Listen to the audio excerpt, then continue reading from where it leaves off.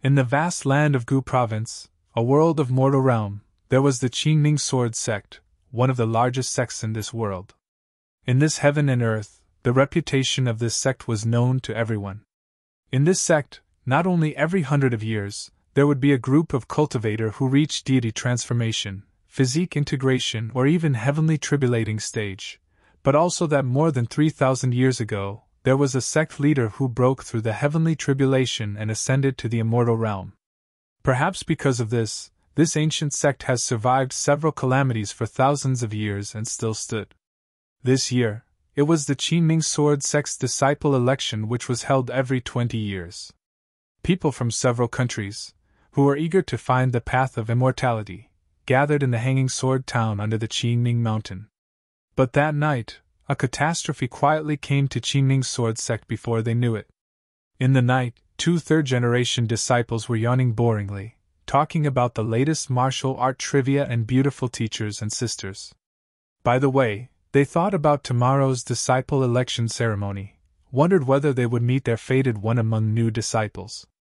But when they talked, a cloud of darkness quietly covered the Qingming Sword Sect, and silently clouded the bright moon.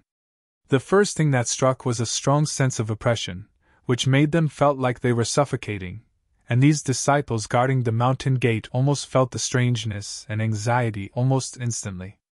Afterward, outside the protection array which covered the Qingming Mountain, the dark clouds filled the sky, and there were thunder snakes rolling in the dark clouds.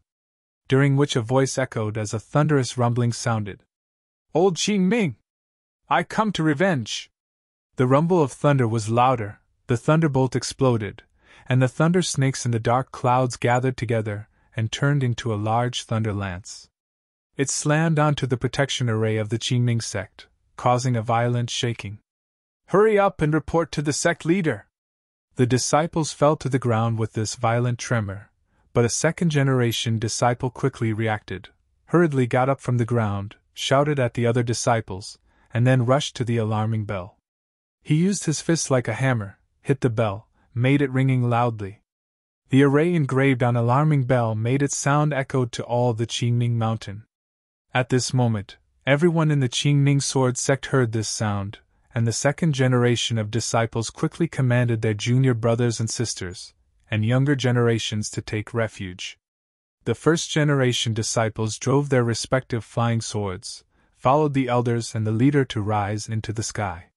For a time, countless swords flying on the top of Qingming Mountain shuttled through, which was a beautiful scene. But the uninvited guest apparently did not have the patience to wait for the arrival of the sect leader and the elders. Seeing that the thunder lance was unbroken, the rolling black clouds under its control suddenly turned into a beast paw that covered the sky, and it suddenly swung toward Qingming Sword Sect. With a crisp sound, the protection array, which stood and protected Qingming Sword Sect for thousands of years, was crushed by the giant cloud claws like a soap bubble. The giant claws continued unabated and made a loud noise. From the mountain gate to the main hall, along with the whole mountain road, all of which were ruined. It was also at this time that a cyan sword light came directly from the cloud and turned into a cyan flying sword, which suddenly slammed in front of the giant cloud claw. A figure soared from the highest main peak of the Qingming Mountain and turned into a handsome figure in a white robe, standing in the air, watching the dark clouds, and coldly said, "Who is coming? Ignorant junior! Haven't you heard of this thunder demonic venerable's reputation?" The dark clouds kept rolling, seeming to be brewing with anger. "Today I came to settle the odds with old Qingming. Get him out." Our founder, Qingming Ancestor, had already ascended 3,000 years ago. The sect leader, Zhu Yunzi, frowned. "If you are looking for him, you should go to the immortal realm, not to invade our Qingming Sword Sect." "Ha ha ha ha ha ha!" A laugh sounded from among the clouds. "Funny, ridiculous. Even that damned old Qingming can ascend? Okay, you are his disciples, so today I will destroy your sect, then I will seek revenge in the immortal realm." The dark clouds dispersed, and among the thunderclouds, a huge and immortal beast appeared, which had a wolf head and a horse body, followed by 3 hook-shaped long tails, entangled in black sullen thunder. Sure enough, It was the thunder beast sealed by the Ancestor 3,000 years ago. Seeing its true body, Zhu Yunzi frowned. This thunder beast had the bloodline of a legendary beast in the immortal realm. It originally had the strength equivalent to the physique integration stage. After falling into the demonic path, its strength has soared. Now it could almost rival cultivators in the Great Ascension stage. He was very confident, but he also knew that he could not be the opponent of this thunder beast. The one who had the highest rank in the sect was the Great Elder, but he was currently in closed-door cultivation. Once he was disturbed, not mention his lifespan would be affected, his chi essence would recoil and seriously injured him, which wouldn't help this case. Thinking of this, Zhu Yunzi's thoughts moved and contacted one of his close disciples. Go to 7 Stars Peak and ask Uncle Ancestor to come and help. A disciple in red clothing, driving a flying sword, swiping behind the elders, passed on the disciple's words and quickly took the lead. Then he turned into a streamer and flew to the most remote peak of the Qingming mountain. Seeing his disciple flying away, Zhu Yunzi relaxed a little, then he raised his fingers, and the blue flying sword under his feet turned into a stream of rainbow flying around him. Want to destroy the Qingming sword sect? Then I, Zhu Yunzi, can only compete with you Thunder Demonic Venerable for a while. While Qingming's leader Zhu Yunzi stopped Thunder Demonic Venerable, the disciple in red clothing also drove the flying sword and quickly came to the 7 Stars Peak. In a hurry, he didn't have time to show etiquette, walking up the mountain from the mountain road, but fell directly into the small courtyard near the top of the mountain. As soon as he landed, he knelt directly on one knee and shouted. Qingming's sword sect was attacked, and the sect lender sent this disciple to ask the Uncle Ancestor to come out to the rescue. The sound echoed and rang through the whole mountain. After a moment, the door of a room in the yard was pushed open, and a lazy voice came out. I know. The sound of the steps sounded, and then a figure appeared in front of the disciple. He couldn't help his curiosity, looked up, and saw a handsome young man standing in front of himself. That man's skin was smooth like a baby, but he had white hair and white eyebrows like a 100-year-old man. He showed a lazy face, and he wasn't wearing any clothing representing the Qingming sect. Instead, he was wearing a tight-fitting cloth robe, stepping on a pair of cloud shoes under his feet, and an iron sword hung on his waist, which did not look like a cultivator but more like a warrior. But what shocked the disciple the most was the cultivation rank of the legendary Uncle Ancestor. Refining stage. The disciple in red clothes was startled.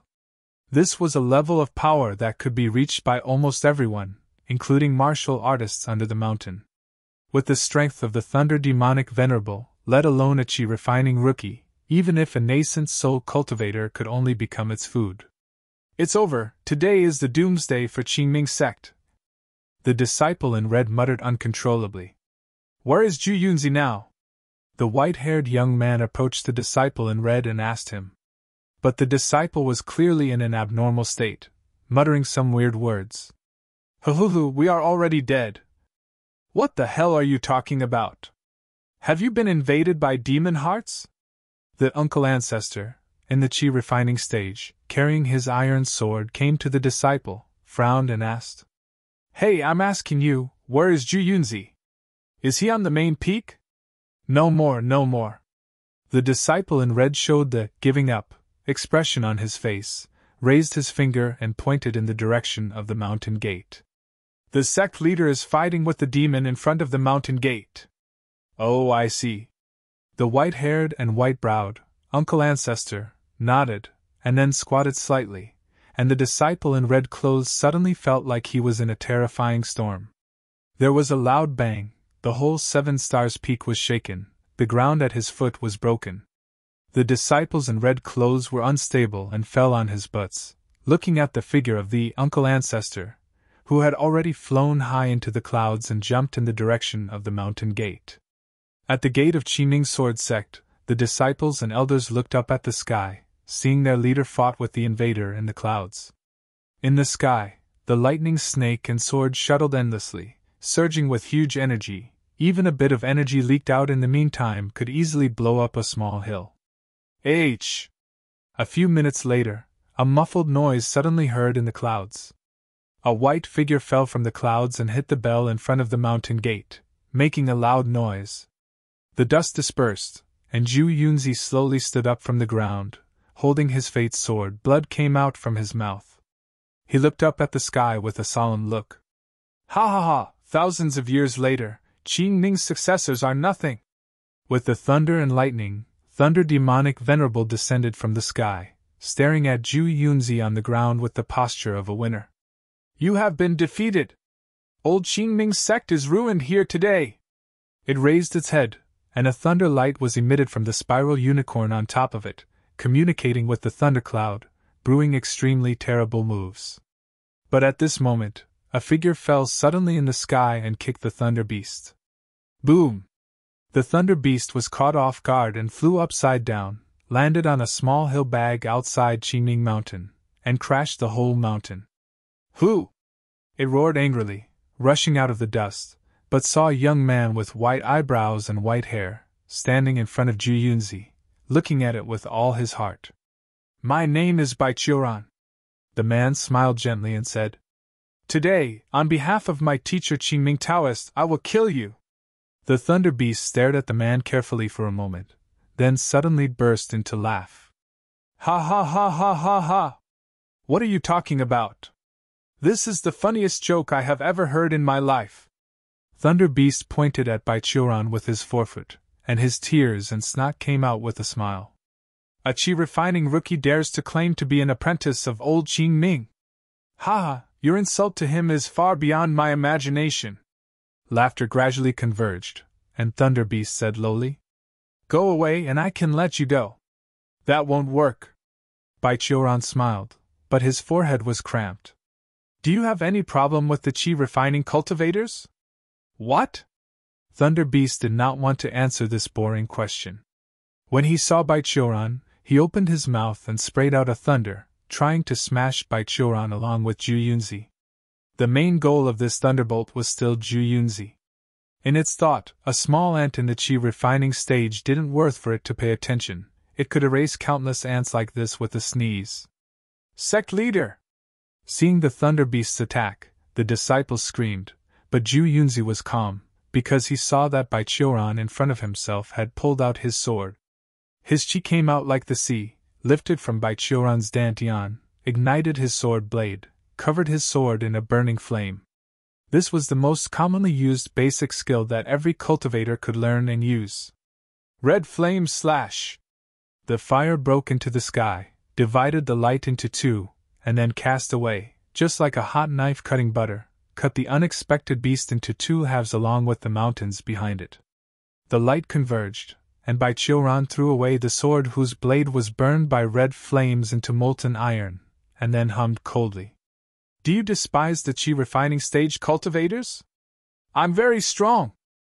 Baichuran, this was a name that only existed on the Qingming Sword sect's oldest disciple list. 3,000 years ago, the demons of 9 provinces and 10 places were raging, and the civilians were mass scared. At that time, all the major sects suffered heavy damage from the war with the barbaric devils and had not recovered their vitality, so they could only barely protect themselves. In this chaotic world, a brilliant talented genius emerged, Qingming Taoist.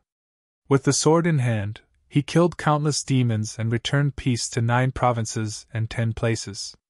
After that, he came to a mountain in Gu province, adopted several talented and intelligent disciples, and founded Qingming Sword sect. Baichuran was one of the disciples who was adopted by Qingming Taoist. He was an orphan picked up by Qingming Taoist from the battlefield. Before Qingming Taoist found him, he wandered on the battlefield, stealing from the dead bodies to make a living. Because he was born with the heavenly level of wood spiritual root, he was favored by the Qingming Taoist and was taken to the mountain as his third disciple.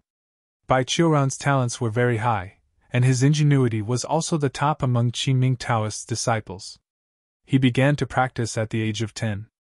At the age of 12, he had broken the bottleneck of the physical condensate and condensed body, and formally entered the path of immortal cultivation.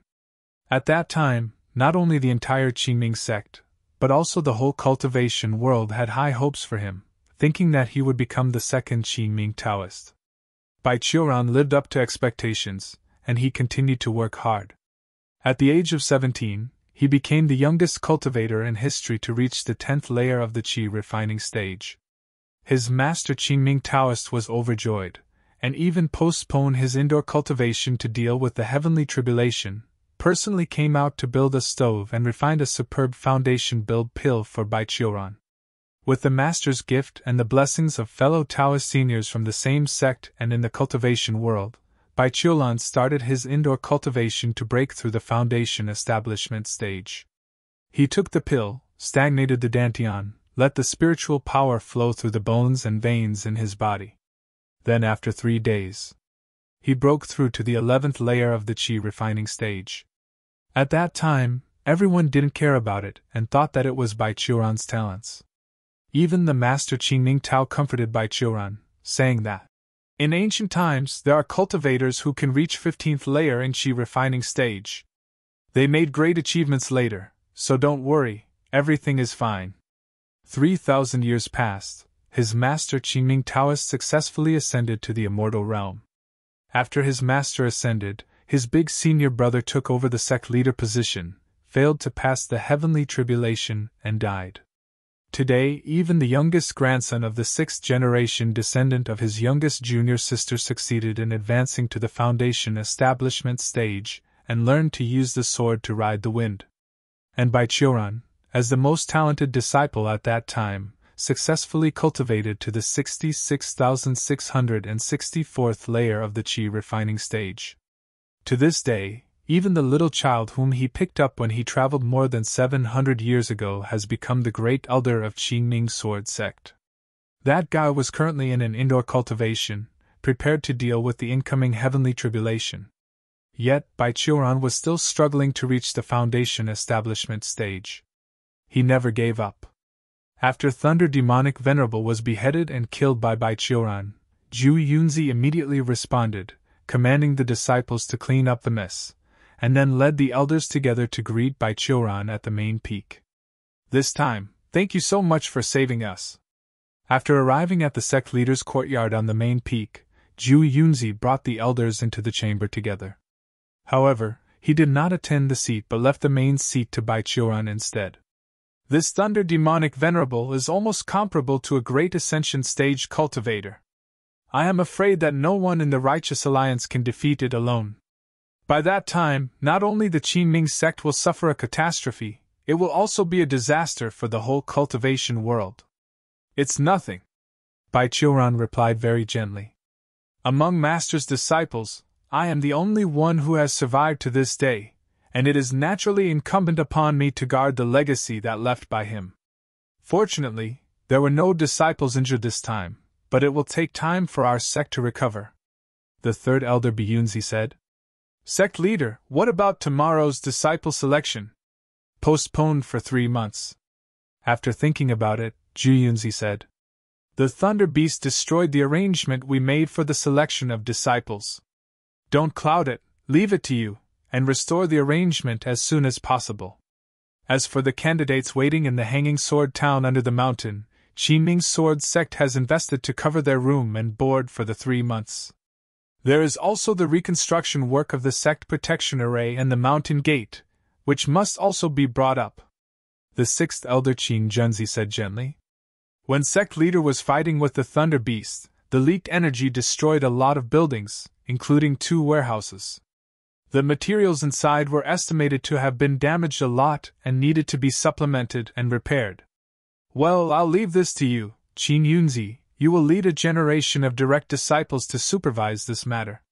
The funds needed, I will let Lu Yunzi allocate it to you. Zhu Yunzi calmly commanded. Yes. Qin Yunzi and Lu Yunzi, 2 female elders of Qingming Sword Sect, resigned to deal with the matter after taking orders.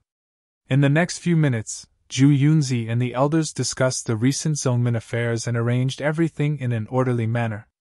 During this process, Baiqiuran didn't say a word, just kept watching silently. When things came to a lag, he sighed.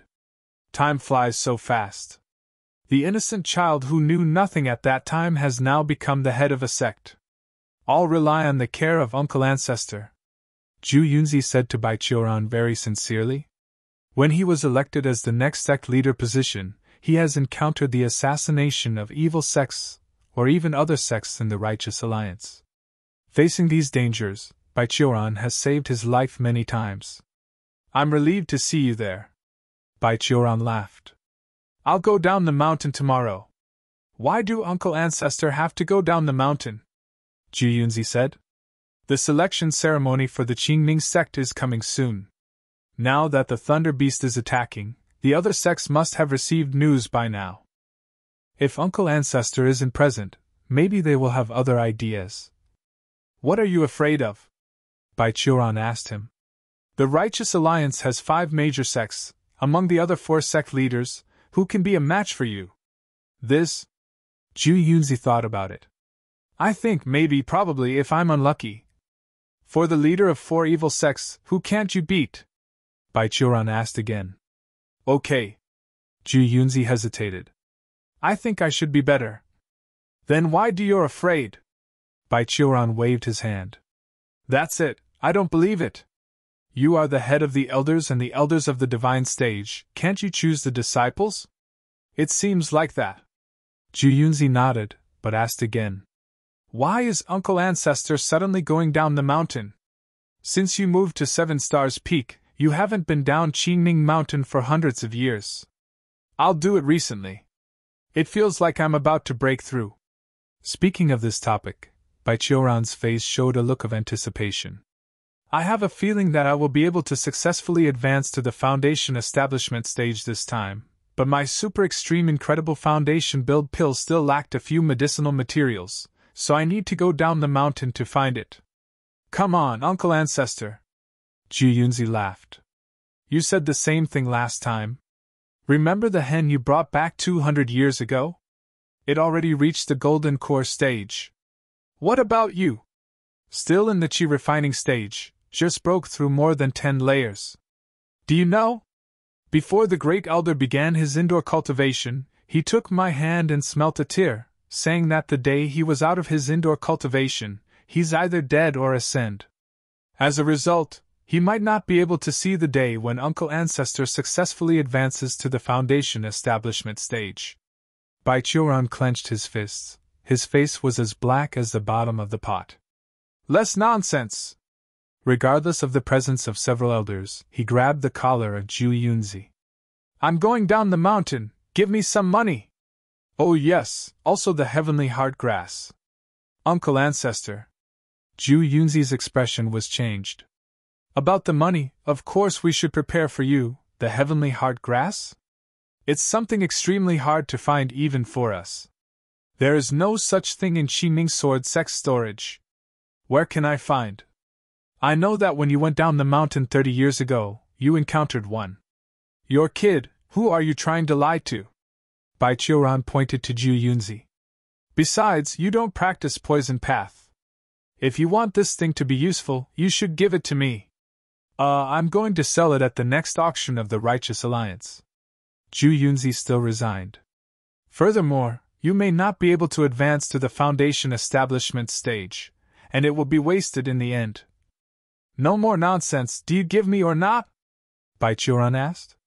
Zhu Yunzi hesitated, then shook his head. Okay, that's fine. Bai Qiuran walked outwards and murmured in his mouth. I went to Little Lu to get the money. By the way, maybe I'll accidentally reveal to her that 300 years ago, you and Little Xian, Little Fu, Little Bai sneaked into Moonlight Lake to peep her and Little Qing's bathing. The second elder, the fourth elder, and the fifth elder jumped out of their seat together. Sect leader! The second elder Xian Yunzi stepped forward first. Senior brother, Uncle Ancestor has guarded Qingming Sword Sect for more than 3,000 years, and now it's just a little grass. Why wouldn't you give it to him? Exactly. The fourth elder Fu Yunzi followed. Besides that, Uncle Ancestor was our elders. What the elders wanted, as a disciple, we should go all out to find out for him. That is called our filial piety. You too. Zhu Yunzi's face was full of cold expression. Sect leader, I think second senior brother and fourth senior brother are speaking the truth. The fifth elder Bai Yunzi said. Moreover, it was you who took the lead at that time. If Junior Sister Lu and Junior Sister Qing go berserk, in the end you'll also suffer the most. Zhu Yunzi looked at the three companions who had no struggle, betrayed the revolution, and immediately surrendered to the evil force, then looked at the evil force who was leaning against the door with a smile. He finally sighed. Uncle Ancestor, you're right. I am your great disciple, it's my duty. The Qingning sect leader tried his best to look calm. What do you want? You just need to say one word, I will have men bring it to your 7 stars peak. You don't have to collect things in person. After getting what he wanted, Baichuran left the main peak of Qingming Mountain with great joy and returned to the 7 stars peak where he lived. However, during the period when Baichuran left, there seemed to be uninvited guests in the courtyard. When he came to the gate, Baichuran felt an unpleasant, cold and gloomy atmosphere emanating from his courtyard. He stopped for a moment, then opened the gate without fear, walked into his bedroom, and saw the uninvited guest standing in front of his bed. It really is you, Xueling. Looking at the young man wearing a white robe and blue complexion, Baichuran sighed. Why do you come here? Baichuran. The young man named Xueling looked at him with an emotionless face. Your life is coming to an end. Baichuran's face cooled down, and the two looked at each other in silence. After a moment, he scratched his white hair a little irritably, and replied, Well, how does this day come again so quick? All right, I know, you can go back. But Xueling did not leave, instead stayed in place and continued. It's been over 3,000 years, you should give up. Give up what? Baichuran insisted. Cultivators should persevere, they're brave and keep enterprising. Although you are a soul taker of the underworld, how do you keep thinking of persuading people to give up their lives? That's right, Xueling was one of the soul takers who was responsible for restraining the soul of the dead and bringing them to the underworld. As a ghost who brought death to the human world and maintains the order of the heavens and the earth, unless Xueling himself was willing, living beings could not see him, including cultivators who have set foot on the path of immortality. In the whole Qingning sword sect, except for Baichuran who was dying and the great elder who was about to pass the heavenly tribulation, even Zhu Yunzi couldn't feel Xueling's existence. As a soul taker, Xueling and Baichuran could be regarded as old acquaintances. Although Baichuran has unrivaled strength, could even kill a thunder beat with a sword, but he was still a cultivator during the qi refining stage. Cultivators in the qi refining stage, no matter how strong, always had many insurmountable obstacles, and lifespan was one of the most important ones. A cultivator in the qi refining stage could live for a maximum of 300 or 400 years. At this age, if he couldn't successfully, then his physical body would be dead and his soul would be detained. Soul Taker would come to take their soul and send to the wheel of reincarnation. However, Baichuran was one of the most distinctive. First, the endless qi in his body guaranteed that his physical body was stronger than the physical body of an ordinary immortal, and would never decay. Second, he had the heavenly level of wood spiritual root, which not only increased his speed of cultivating, but also ensured that the body fully absorbs the medicine, and could use the pill with an unlimited number of uses. Among the pills, there was one called longevity pill. Every time a cultivator consumed one, he or she could increase the lifetime by 5 years. However, because of its medicinal properties, the number of uses was limited, so it's generally used by those who are about to run out of lifespan to make a final struggle. But Baichuran did not have this restriction, so he relied on longevity pill to extend his lifespan to 1,000 years. The first meeting between Baichuran and Xueling was more than 2,000 years ago, when Baichuran's lifespan was about to exhaust the first time. At that time, Baichuran was traveling and was trapped in the palace of an immortal. Among the relics left, it's impossible to refine the longevity pill, so Xueling, a young ghost who had just become a soul taker, came to take his soul. At that time, Baichuran also felt that he was going to make a breakthrough. With the dream of advancing to the foundation establishment stage, he struggled to resist, not only breaking the chain of restraining soul but also beating Xueling in turn. Xueling was also stubborn as a mule, so he kept chasing Baichuran relentlessly for a few months. Only after the latter refined and ate another longevity pill, he then returned to the underworld with unwillingness. The two ended up being rivals like this. For more than 2,000 years, whenever Bai Qiuran's lifespan was about to run out, Xue Ling would come out to trouble him. The fighting between the two once caused the underworld and even the immortal realm to pay close attention. Until hundreds of years ago, when the underworld dispatched a large number of soul takers and held judges to cooperate with Xue Ling to arrest Bai Qiuran, but still ended up in failure. Thus Xue Ling slowly gave up his intention to use force to detain Bai Qiuran's soul. Now Xue Ling has basically become Bai Qiuran's lifespan alarm clock. Whenever his lifespan was about to run out, the soul taker would come to remind him that it's time to refine more longevity pill. I just want to advance to the foundation establishment stage. Well, you know the old rules anyway. Xue Ling squinted at him. If the time comes and you don't find a way to extend your life, I will come to capture you. Go, go, go. Bai Qiuran waved his hand impatiently. Do you have so much free time to waste here? Seeing Bai Qiuran's expression, Xue Ling didn't intend to talk with him anymore. He turned around and walked to one side of the room. Then the figure faded gradually and disappeared into the corner of the room. Bai Qiuran fell to his bed all of a sudden, resting his head with his arms, watching the top of the mosquito net. His life has continued like this since his master Qingming Taoist descended. As a cultivator in the Qi refining stage, he has been fighting the bottleneck of foundation establishment stage every year for 3,000 years. Every year was his last year to live, and every year he must rely on longevity pill to continue to live. As time passed, those who had high hopes for him, some ascended, some failed to pass the heavenly tribulation, some died in the battle. Those who wanted to harm him and the Qingming sect were all dead, none was spared. And this state of life has also left him unable to enjoy the happiness that cultivators could enjoy in their long life. He had no acquaintances and reputations. He watched his first love become the wife of his senior brother, being alone for 3,000 years. He took off the red robes of disciples, rejected becoming the leader of Qingming sword sect, and came to this most remote peak alone, living alone. He has been refined Qi for 3,000 years, only for advancing to the foundation establishment stage one day. Ah, really troublesome. Impatiently scratching his waist, Bai Qiuran was lying on the bed, muttering. It seems that when going down the mountain this time, I also have to find the materials for longevity pill. It's a good day, a long journey with song and wine. Every time he went down the mountain, Bai Qiuran felt a lot more relaxed. Although he was already aloof, he always felt a bit above Qingming sword sect. Now he left the sect and stayed away from the mountain. Bai Qiuran was finally able to be a pure Bai Qiuran, not Bai Qiuran the ancestor of Qingming sword sect. There were 10 kingdoms in the Gu province, and the kingdom which the Qingming mountain located was called Shangxuan. All the materials Bai Qiuran is looking for this time could be found in the territory of the Shangxuan kingdom. After going down from Qingming mountain, Bai Qiuran bypassed the Hanging Sword town and then walked towards the area controlled by the royal family of the Shangxuan kingdom.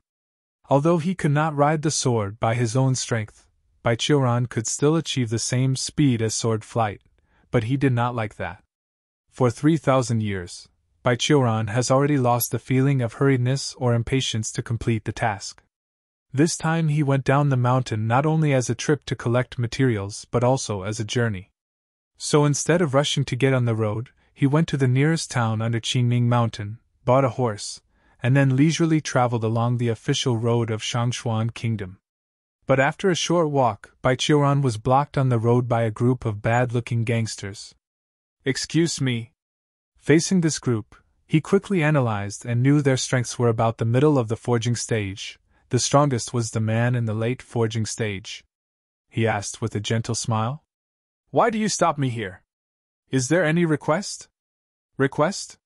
Several big men surrounded him in groups, and the one headed out showed the big sword with the copper ring in his hand and licked his tongue greedily. That is, when we see you, we think you are the son of a noble family, thus we want to borrow some money. Is this robbing? Bai Qiuran said with a smile. Everyone, if I remember correctly, this is the official way of Shangxuan kingdom. What about official ways? Those robbers laughed. The Emperor is now in critical condition.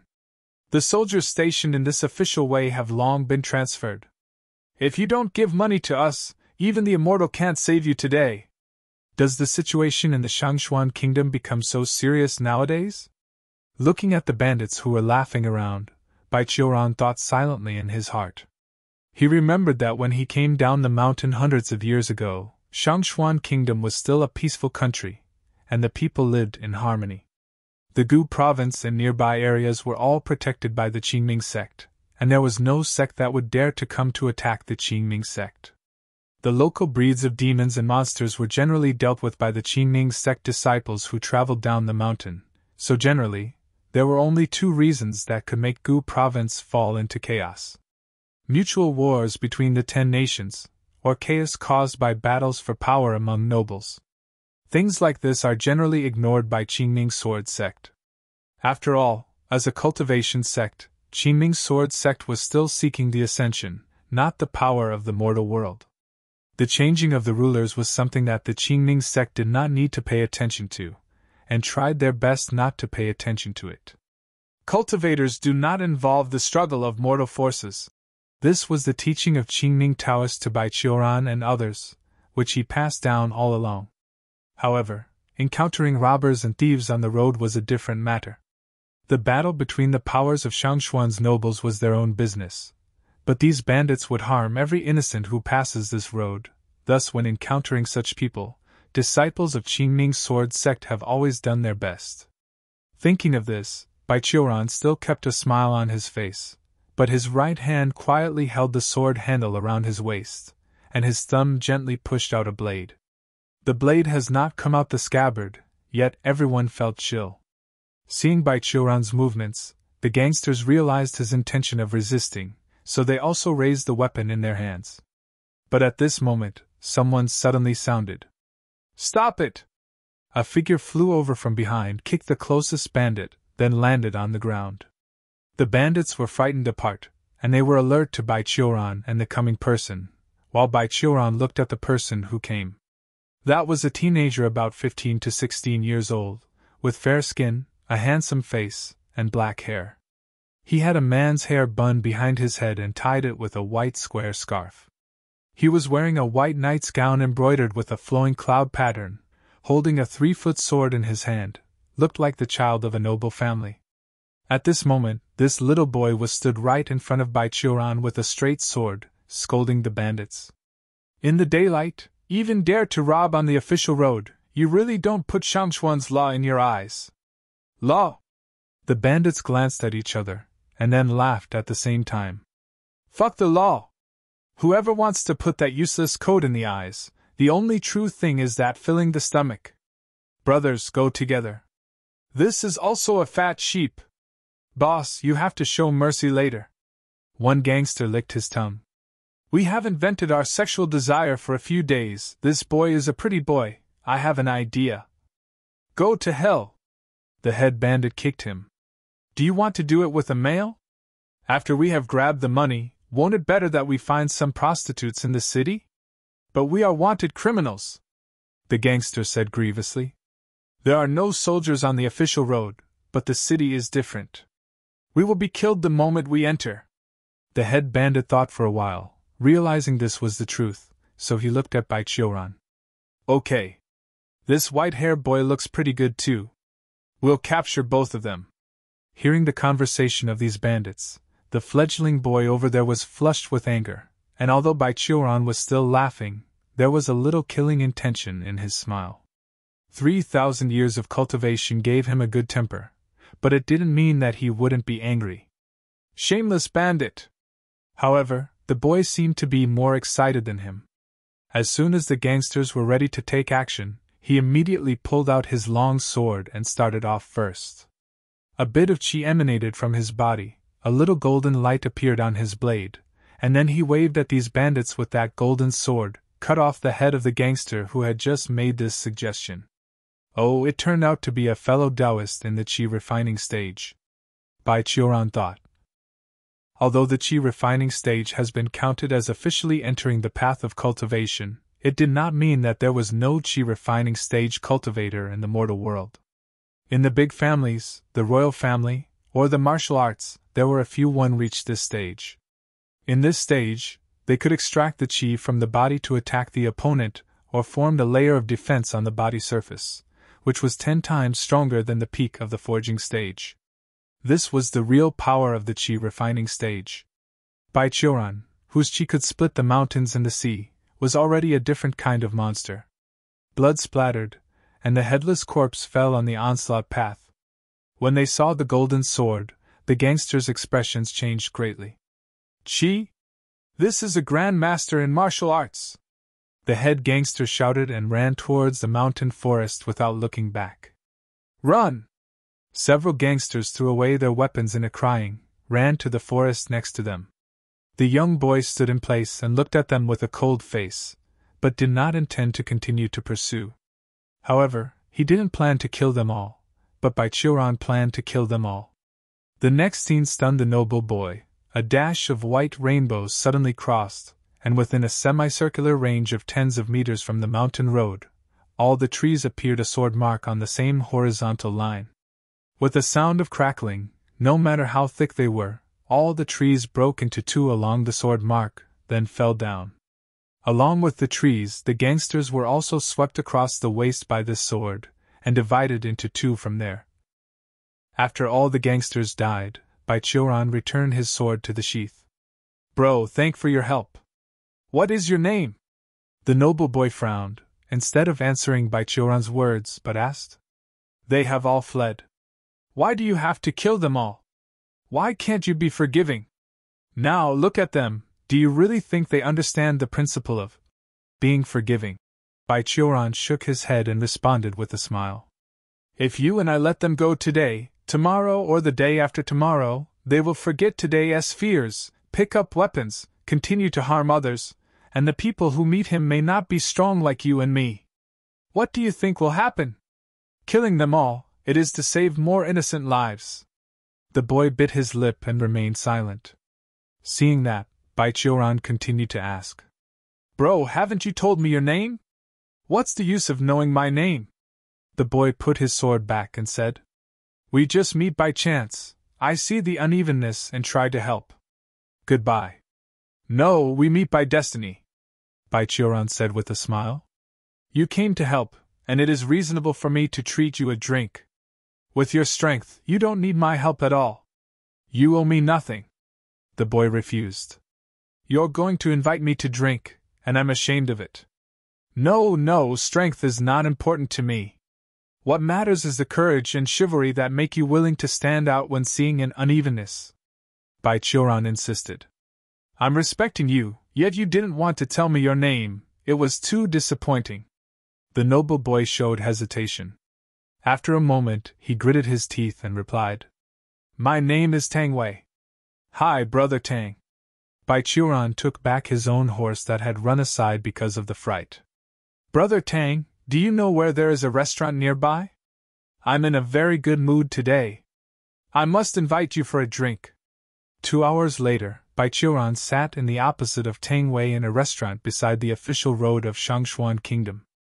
On the table were a bottle of wine, 2 pounds of cooked beef, and 2 sautéed side dishes. Come, Brother Tang, drink a cup. Baiqiuran raised his cup and said enthusiastically to Tang Wei. What? Tang Wei reluctantly held up his cup, touched Baiqiuran's, and then took a sip. The liquid in the throat burned his esophagus like a blaze. Tang Wei stretched his face, turned his head, and then spat out his tongue quietly in a spot that Baiqiuran couldn't see. Brother Tang, is this your first time to go out? Seeing Tang Wei's unnatural reaction, Baiqiuran said with a smile. You don't have to drink too much. The most important thing about drinking is mood. Being drunk is not only a mistake, but it is also bad for your body. It's not like what a person who is trying to force people to drink will say. Tang Wei sighed and put down the wine cup in his hand. Sorry, this is my habit, mainly because I really want to make friends with Brother Tang, Baiqiuran said with a smile. Don't you think it would be a great pleasure to meet someone who is interested in you and have a drink together? It depends on the time and the occasion. Tang Wei sighed and said. I'm on my way and I have work to do. I do too, Baichuran said. But since some time ago, I have understood a fact. I don't have to be so anxious on the road of life. Enjoy the good things on the side of the road, that is the meaning of life. I used to focus too much on one thing and ignored a lot of things in life. So even if I have a life or death urgent now, I'm not in a hurry. After that, he added another sentence in his heart, anyway, the soul taker can't beat me. Tang Wei muttered. Urgent? I think you're pretty laid back. Then you say that you are in an urgent situation. Where are you going? Tell me about it. I mainly came out to pick some herbs this time. I need to eat it myself. Baichuran picked the cooked beef with chopsticks and then replied. In terms of location, I remember it was in the middle of the Mang mountain in the middle of the Shangxuan kingdom. Well, I don't know if that place is still called by that name. You want to go to Mang mountain? Hearing Baichuran's words, Tang Wei looked at him very unexpectedly. Yes, is there anything wrong? Baichuran asked. No, it's just that there have been demons in that mountain recently, devouring living people. I heard that many people nearby have already been eaten by it, and even martial art masters have been killed and injured a lot. Tang Wei paused and said, Actually, my destination is also there. That's a coincidence. Baichuran laughed. But I heard that Gu province is the place where the Qingming sword sect is located. If there are demons on a rampage, why don't you go to the Qingming sword sect? I think they should be happy to help and kill the demons. Qingming sword sect, huh? Speaking of this topic, Tang Wei's face suddenly became very unsightly. He hummed coldly. They will, but it is just the merits of earning the good karma, not that cultivators are good. It seems Brother Tang has a lot of opinions on Qingming sword sect. Baichuran quietly said. These cultivators collect many offerings from countries of Gu province every year. They say to protect the world and the righteous path, but now people of Shangxuan kingdom are living in misery. Where are they? Tang Wei said angrily.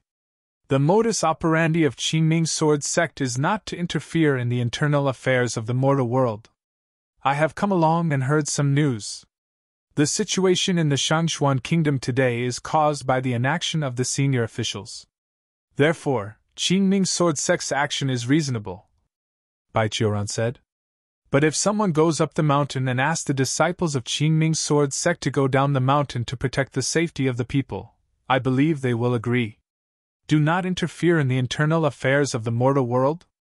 Tang Wei sneered. Did you know? The current spiritual advisor of the Shangxuan kingdom is from the Qingming sword sect.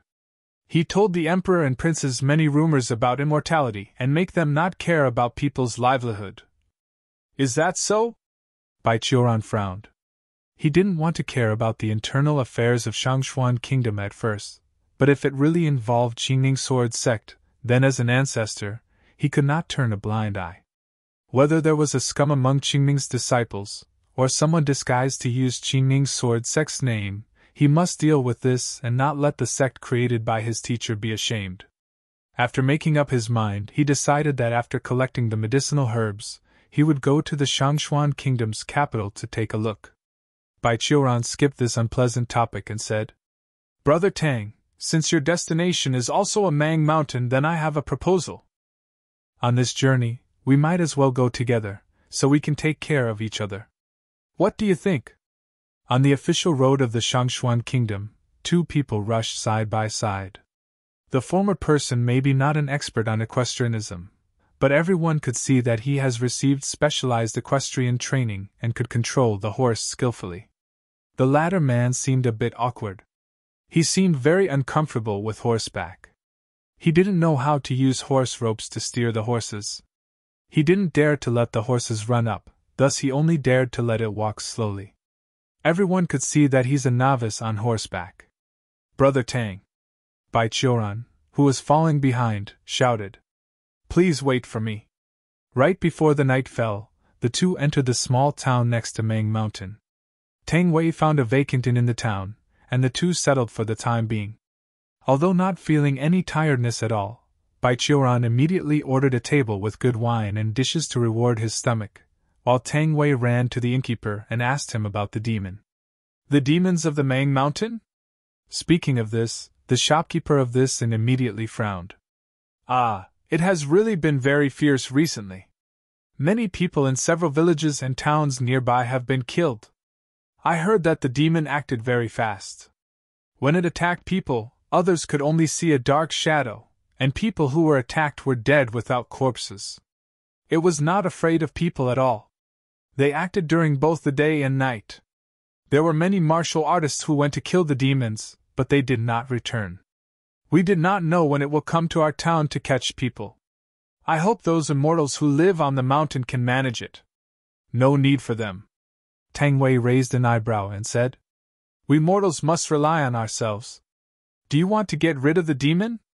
The shopkeeper pointed to several tables in the inn, and on those tables were some people who looked like martial artists. Then I suggest that you can discuss with those experts. With the wealth and the reputation of being heroes who killed the demon, I think they should agree to go together with you. The demon is very dangerous, so don't kill yourself. Haven't the government here issued a reward order for demons? Tang Wei raised an eyebrow and asked. Of course not. Now that the emperor is obsessed with immortality, he has no care about the lives and deaths of grassroots like us.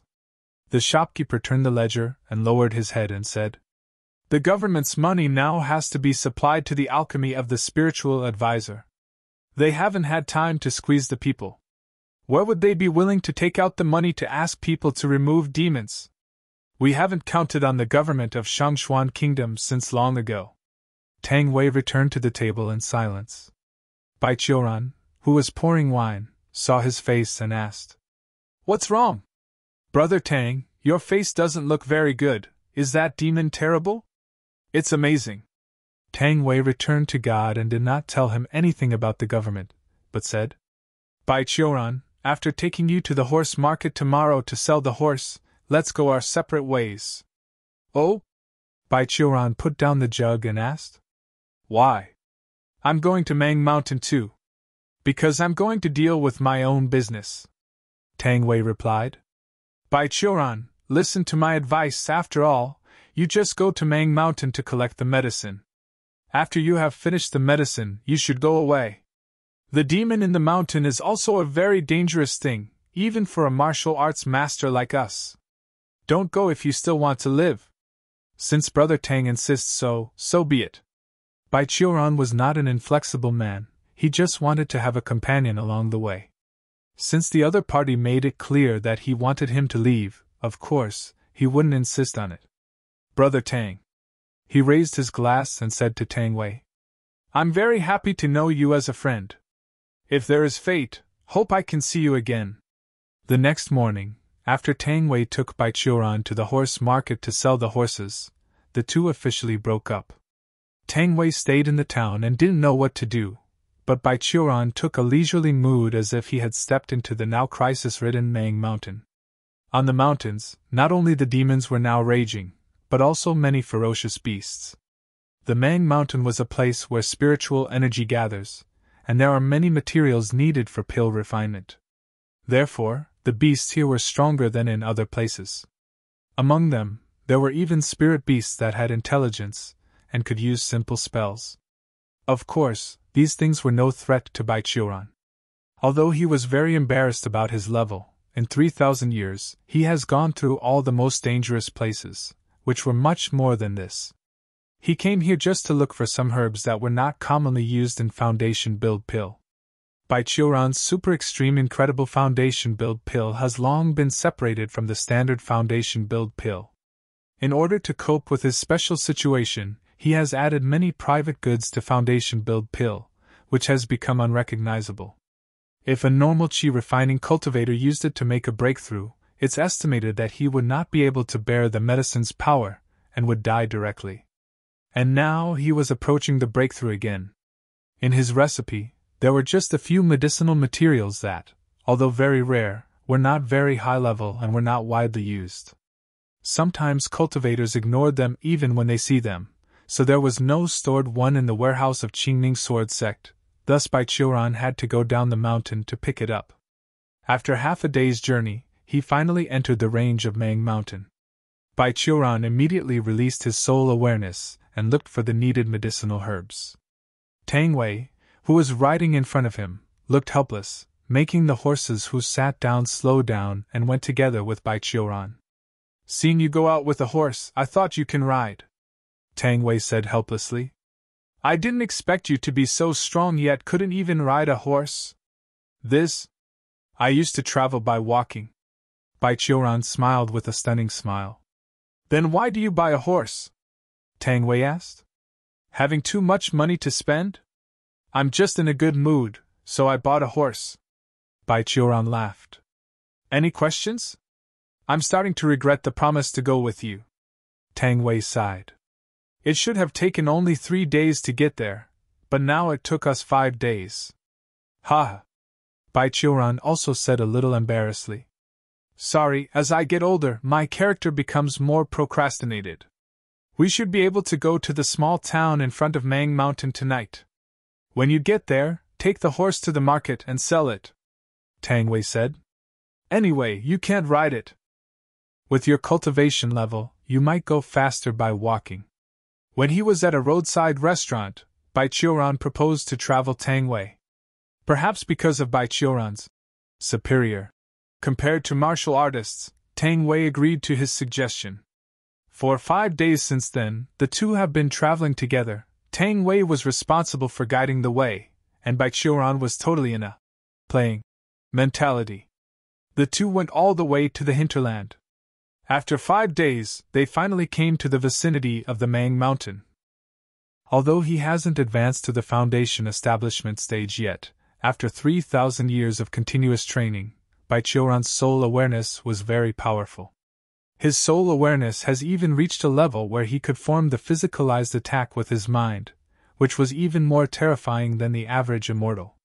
Standing in the Mang Mountain, his soul awareness spread out in all directions, and he easily found the location of the medicinal herbs he needed from the vast Mang Mountain. In the meantime, he even encountered a huge black snake that was about to turn into a demon in a mountain stream. This man-eating snake wanted to swallow him, so it was chopped to death by his palm. By the way, he got a demon core in good condition, ready to be added to the pill to improve its effectiveness. Well, this is the last herb. On a cliff, Baichuran picked a wonderful herb like a human heart from the rock wall, put it in his own storage bag, and then fell to the ground. Now the materials for my foundation build pill are complete. It's the time to find the materials for longevity pill. In Baichuran's mind, Xueling's dead face appeared, and his original good mood became a bit gloomy. Well, it's really unpleasant. Why do other people live for 3,000 years? They can jump out of the limit of the underworld and live forever and carefree. But I lived for 3,000 years, yet I was cursed every year by the soul taker. The world is really unfair. After all, but in order to continue his own dreams of advancing to the foundation establishment stage, longevity pills still needed to be refined. Although the underworld couldn't take his soul, they were still an important part of maintaining the normal operation of the heaven and earth order. His mentor Qiming Taoist was still in the immortal realm. If Baichuran's wanton behavior affects the future of the Qiming Taoist in the immortal realm, it would be bad. Thinking of this, Baichuran didn't delay anymore. He packed his storage bags and left the cliff, but he still had a place to go before leaving the Mang Mountain. As a member of the Qiming Sword sect, if there were demons who harmed people, and no matter how others evaluate them, Baichuran couldn't let it go. Before scanning the mountain with soul awareness, he also found the demon's nest. Before leaving, Baichuran decided to take a trip and kill the demon, so that it would not be able to continue to devour people anymore. Moreover, just as the nest was placed in an area with heavy negative energy, there were a few herbs of refining longevity pill grew there, so he could reach 2 purposes with one effort. Tang Wei felt his hands and feet were cold as he was desperate. Originally, he came out this time to prove to his father that mortals could protect themselves without relying on cultivators, hoping that his old father, who was indulged in cultivation, could wake up. So after hearing that there was a demon in the vicinity of the Mang Mountain, he rushed all the way. After going through a lot of troubles and spending a lot of his personal belongings, Tang Wei successfully raised funds and convened a group of martial arts masters ranging from the forging stage to the qi refining stage, and organized a team to go to the mountains to fight against the demon. Of course, although Tang Wei lacked experience, he was not stupid. While raising funds, he has already collected information about the demon beforehand and compared the strengths of the two sides. After hearing the villagers nearby and comparing the description with the books that they have seen before, Tang Wei confirmed that the demon was a high-level qi refining stage. It's a zombie demon with strength comparable to those of the elders in the martial arts sections. It's dangerous, but as long as there were enough people, they were not incapable of dealing with it. So after pulling up men and horses, and preparing two things which zombie demon was most afraid of, oil and peach wood, Tang Wei led the team to climb the mountain.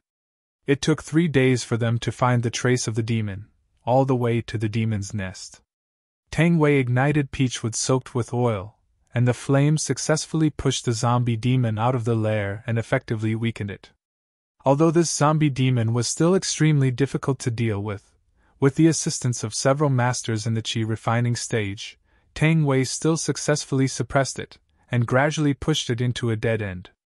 But when the demon was about to be killed, in the cave, suddenly a zombie demon with similar strength but was fully intact came out. This time Tang Wei's team fell in severe danger. Under the combined force of the two zombies, most of the forging stage in the team were quickly killed, and only a few in the qi refining stage survived. However, as time passed, they were killed one by one and were dragged away by the two zombies. Tang Wei and the last master in the qi refining stage were forced into the lair by two zombies. Just now, the master who has fought alongside him so far has been killed, and his heart was dug out by the demons. His own qi almost exhausted, he definitely couldn't hold until the next round. Two zombies demolished the poor guy's body, spilled his brain on the cave wall, and then roared and ran towards Tang Wei. Tang Wei also grasped the sword tightly with his sweaty hands and raised the last bit of qi. However, at this moment of life and death, suddenly, from the side of the cave, there was a magnificent wave of scorching spirit rush toward them. It was a slap of strength. During the attack, the crimson energy was turned into a huge palm, and with a bang sound, it pinched the two zombies together and patted them to the wall of the cave. The mountain shook, and gravel and soil blocks continued to fall. Tang Wei saw this and quickly lifted the sword up to protect himself. After the dust settled, Tang Wei looked at the wall aside, and there was only a bottomless palm print there. The two zombies were gone, and it seemed that not even a single bone was left. "Brother Tang." A gentle voice sounded next to him. "We meet again." Tang Wei turned his head and saw Betrothal standing with his hands behind the entrance, looking at him with a smile. "Betrothal." Tang Wei felt relieved and asked again. "Why did you come here?" "Why can't I?" Betrothal responded. "After hearing that a demon is harming people, as I've come here, if I will go back without doing anything, my mentor will kill me when he knows it." "You are pretty good." After hearing Betrothal's words, Tang Wei's expression eased slightly. "But it's too dangerous for you to come here alone, be careful." At the moment when Tang Wei's exclaimed sound, Betrothal's mind power also captured the thing that climbed from the ground and flew towards himself. He turned quickly and stretched out a hand to resist the attacking demon. Boom! When a wave of air exploded, Tang Wei looked at what was blocked by Betrothal and exclaimed, "Another zombie demon, how many are there?" "There are many such things." Betrothal, who was wrestling with the zombie demon, was still relaxed, but at this moment, he heard some wonderful sounds in his ears.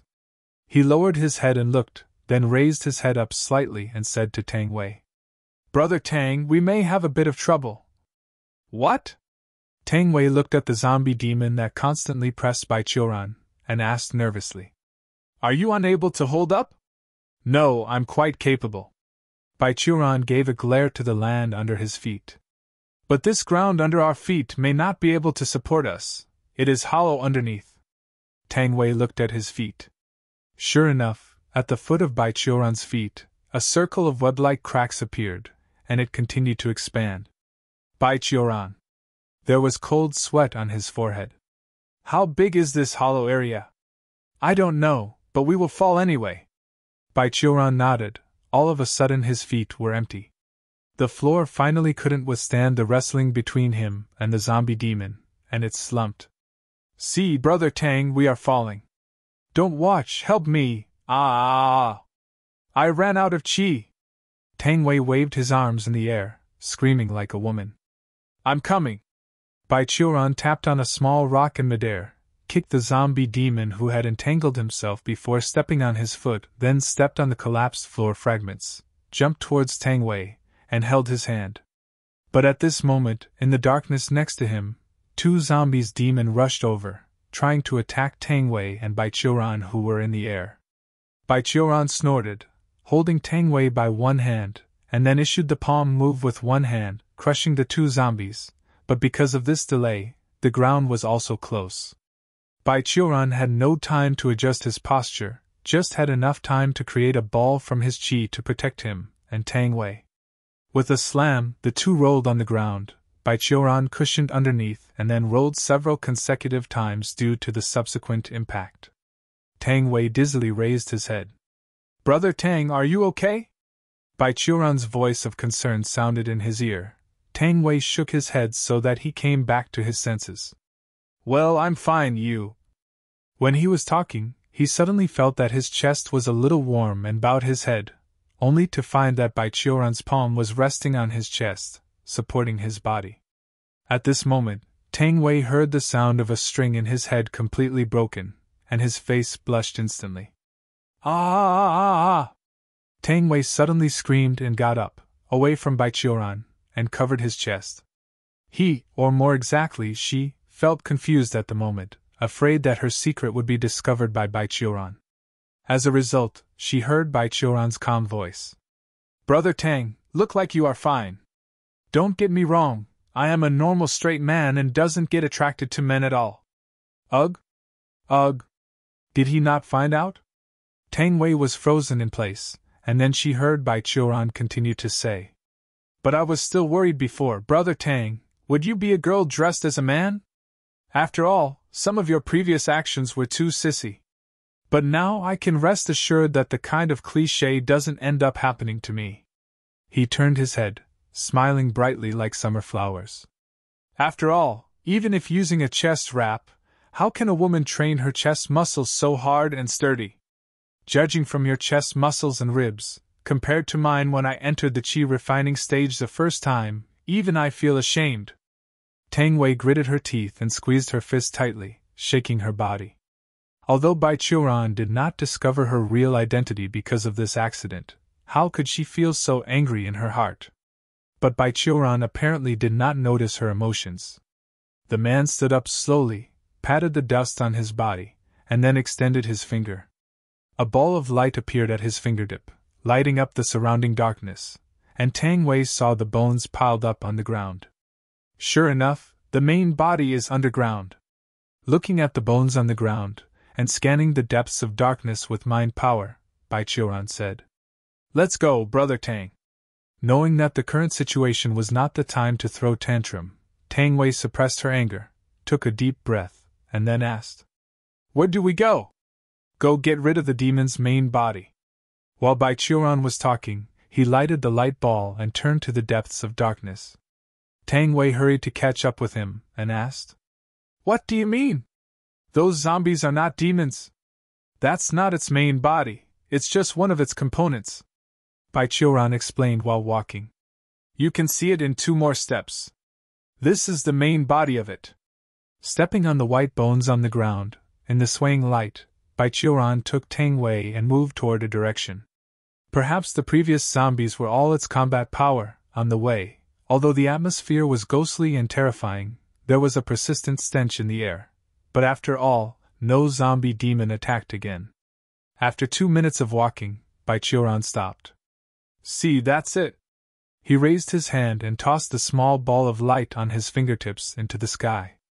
The light ball slowly rose to midair, and then released a magnificent beam of light, like a little sun, which illuminated the darkness and revealed the bottom of the cave.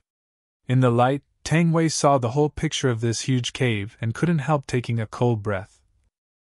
The area of this cave was much larger than that of the cave that collapsed before. Tang Wei estimated that it covered an area of thousands of square meters. On the ground of this cave, all the white bones were densely packed.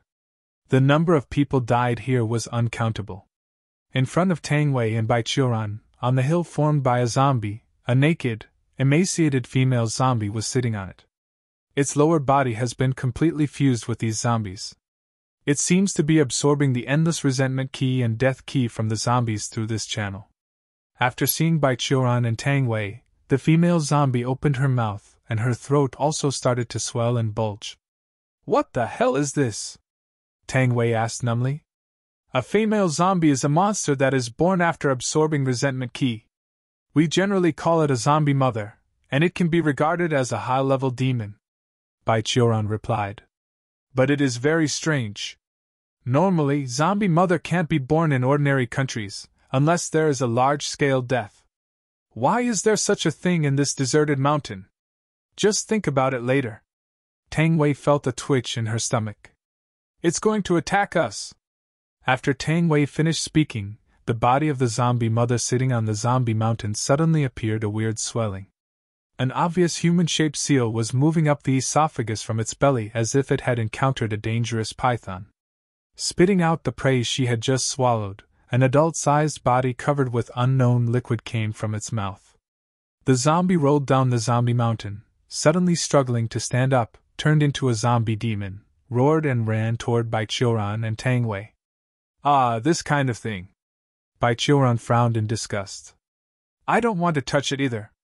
But the zombie apparently wouldn't listen to his complaints. It rushed at them at a speed exceeding the limits of mortals. Baichuan put out a palm, which turned into a magnificent palm force, forming a golden vigor. It slammed on the body of the zombie demon, broke it to pieces, but in this time the zombie mother spat out a new zombie demon. "Is there no end of them?" Tang Wei asked while covering his nose behind Baichuan. "Generally speaking, in order to protect themselves, the zombie mother can turn all the corpses in the range into zombies, except for the one only had bones left," Baichuan replied. "What then?" Tang Wei Dao. "If it continues like this, is your chi enough? It doesn't matter, just kill the zombie demon and the zombie mother together." Seeing that the second zombie monster leaped again, Baichuan raised his hand again, but this time he did not push the palm but raised two fingers together. "Thunder seal!" Click! A dragon-shaped silver thunderbolt shot out from his fingertips. With a loud rumbling noise, the zombie monsters were turned to ash without resistance. The thunderbolt continued unabated, hit the zombie mother sitting on top of the zombie mountain. The lightning power and high heat contained in the thunderbolt caused a huge explosion. The exploding cloud of fire ignited and wrapped the whole corpse mountain with the zombie mother in the flame. Tang Wei saw that the demon twisted her weird limb desperately in the flames, and made a weird cry that made people feel nauseous, before being turned into ash. "Is that all right?" Tang Wei asked uneasily. "That's it. The zombie mother is destroyed, and no new zombie monster will be born in a short time." Baichuan nodded. "But in the soil layer outside the cave, it seems that there are still two zombie demons buried to prepare to block the door in the opposite direction. When I go out later, I will deal with them together." "Thank you very much, Baichuan." Tang Wei was relieved. "If you don't come here, I'm afraid I will die here." "It's okay." Baichuan smiled. "Just a flip of the hand. However, do you have a high degree of cultivation? I think this zombie mother is beyond the scope of the master of martial arts, but you can actually kill it and the zombie monsters it produces. Moreover, there is no record of this demon in the books of my family. Why do you know it so well?" Tang Wei asked again. "Baichuan, who are you and where do you come from?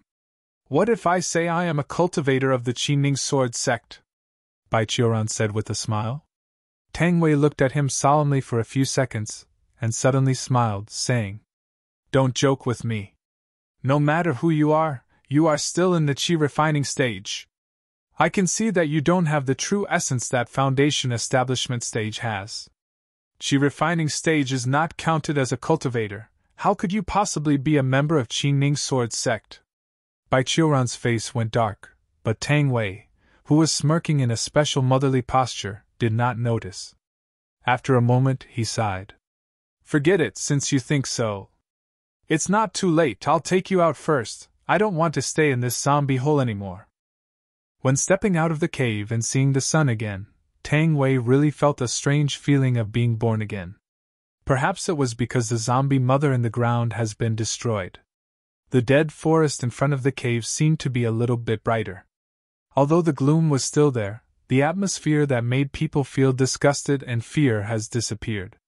After breathing a few times of fresh air, Tang Wei remembered the business and asked Bai Qiuran. Bai Qiuran, where are the two zombie demons? It's deep in the dead forest ahead. Bai Qiuran pointed. What? What happened? Seeing his expression changed, Tang Wei quickly asked. Someone is fighting with the two zombie demons. Bai Qiuran answered with interest. It looks like a cultivator, and he is about to win. Huh? Cultivator? Tang Wei's face showed some doubts and vigilance. Where is it? Come with me. Bai Qiuran grasped Tang Wei's arm, his feet. Moved. Tang Wei just felt a glimmer of light around her. The next moment, the two had reached the depths of the dead forest. This time, without Bai Qiuran's direction, Tang Wei also heard the sound of fighting coming from the front, the roar of the zombie demons, the sound of the forest trees being knocked down, and the cry of a young man. All were mixed up. Tang Wei became curious. She hid behind the trees and looked in the direction of the sound. On that side, there was a young and handsome man who was in a robust posture, avoiding the attack of two corpses. He was manipulating two small red and black flags and muttered the chantings in his mouth.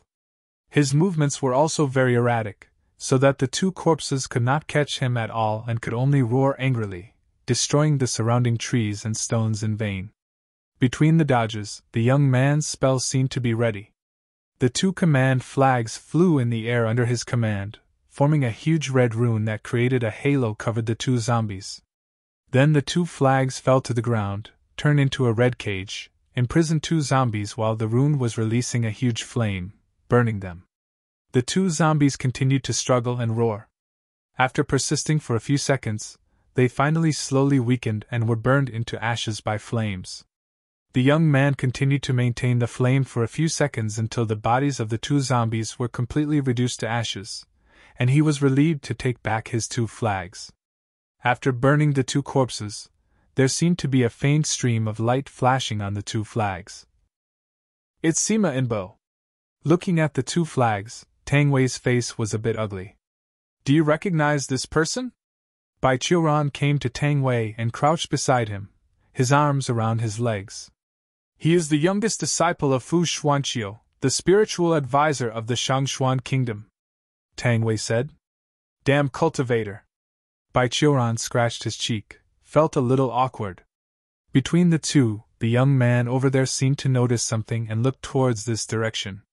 Tang Wei was startled and immediately lowered her body, hiding behind a forest tree, but Bai Qiuran squatted fearlessly, looked back with a smile. The two looked at each other for a few seconds. The young man named Sima Inbo looked away and looked at the tree in which Tang Wei was hiding. Her Royal Highness, come out, I already see you. Princess? Bai Qiuran was surprised. Who are you calling, little brother? Sima Inbo didn't speak but stared straight at the tree which Tang Wei is hiding behind. After dozens of seconds, Tang Wei, with a somber face, walked out from behind the tree and looked at him hostilely. What? Bai Qiuran was frightened. Brother Tang, are you a princess? How is it possible? Your chests are even flatter than mine. Tang Wei forced herself to turn a deaf ear to Bai Qiuran's words. She said to Sima Inbo. Sima Inbo, what are you doing here? There are monsters in the Mang mountain, and as the #1 guardian of Shangxuan kingdom, I naturally want to remove the monsters to keep Shangxuan people safe. There was a little helplessness on Sima Inbo's face. What about you? Your Royal Highness, you ran out of the palace privately and cross-dressed as a man. What if you run into any trouble? You should go back quickly. Your Majesty and His Royal Highness both worry about you very much. You cannot deal with such demons. Come on, if there are a few more, I'm afraid I will die here too. I'm free to go wherever I want, you don't have the right to interfere. Tang Wei raised an eyebrow. But half a month later, it will be the ceremony for heaven worshipping of Shangxuan Kingdom. Your Majesty has ordered us to come to find your Royal Highness. We must take you back to the palace. Sima Inbo sighed. Your Royal Highness, please be considerate of your father and think of us servants. Your safety is not just your business. Tang Wei paused, and then said, I know. Your Highness. I will go back, but not with you. Tang Wei raised his hand impatiently. Please go back first and tell my father that I'm safe and will be back soon. Sima Inbo and Tang Wei looked at each other for a few seconds, then chose to retreat. Well, Your Royal Highness, as you wish. The demon has been removed, and you can protect yourself. He stepped back and arched towards Baichuran. It seems that Your Highness has something to say to the chivalrous swordsman. I will not disturb the two, but... Your Highness, you should pay attention to your identity. We don't need you to remind us. Tang Wei responded coldly. Sima Inbo shook his head helplessly, and arched back to Baichuran. I'm sorry, Your Highness has a bad temper, please excuse her. After speaking, he turned around and performed a flying technique, and left the place. After seeing Sima Inbo going away, Tang Wei took a somewhat awkward look and turned to look at Baichuran, saying, If you have any questions, just ask. I don't have any questions to ask. Listening to the conversation you just made, I've guessed a lot. Baichuran fumbled his chin, and couldn't help asking. But Brother Tang, are you really a princess? Of course it's true. Tang Weiqiang endured the unknown fire in her heart and said, as she read in novels, when women who cross-dressed as men were recognized by their companions, they were surprised, shy, embarrassed, and ecstatic. But this was the first time Tang Wei met someone like Baichuran who still doubted the truth. Well, does it mean the master of Sima Inbo, the spiritual advisor of the Shangxuan kingdom, is the one you said from the Qingming sword sect? Baichuran was thoughtful. But I look at his moves, instead of looking like the Qingming method, I feel a bit sinister. How do I know? Our understanding of Qingming sword sect only originated from ancient books. Those cultivators will not communicate with us except to go down to the mountain to search for apprentices. Tang Wei said indignantly. It's okay, I'll look for the answers to these questions myself. Baichuran said with a smile.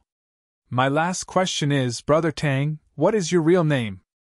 Hearing Baichuran's question, Tang Wei bit her lip, which was a subconscious gesture of her. My name is Tang Ruowei, the first princess of Shangxuan Kingdom.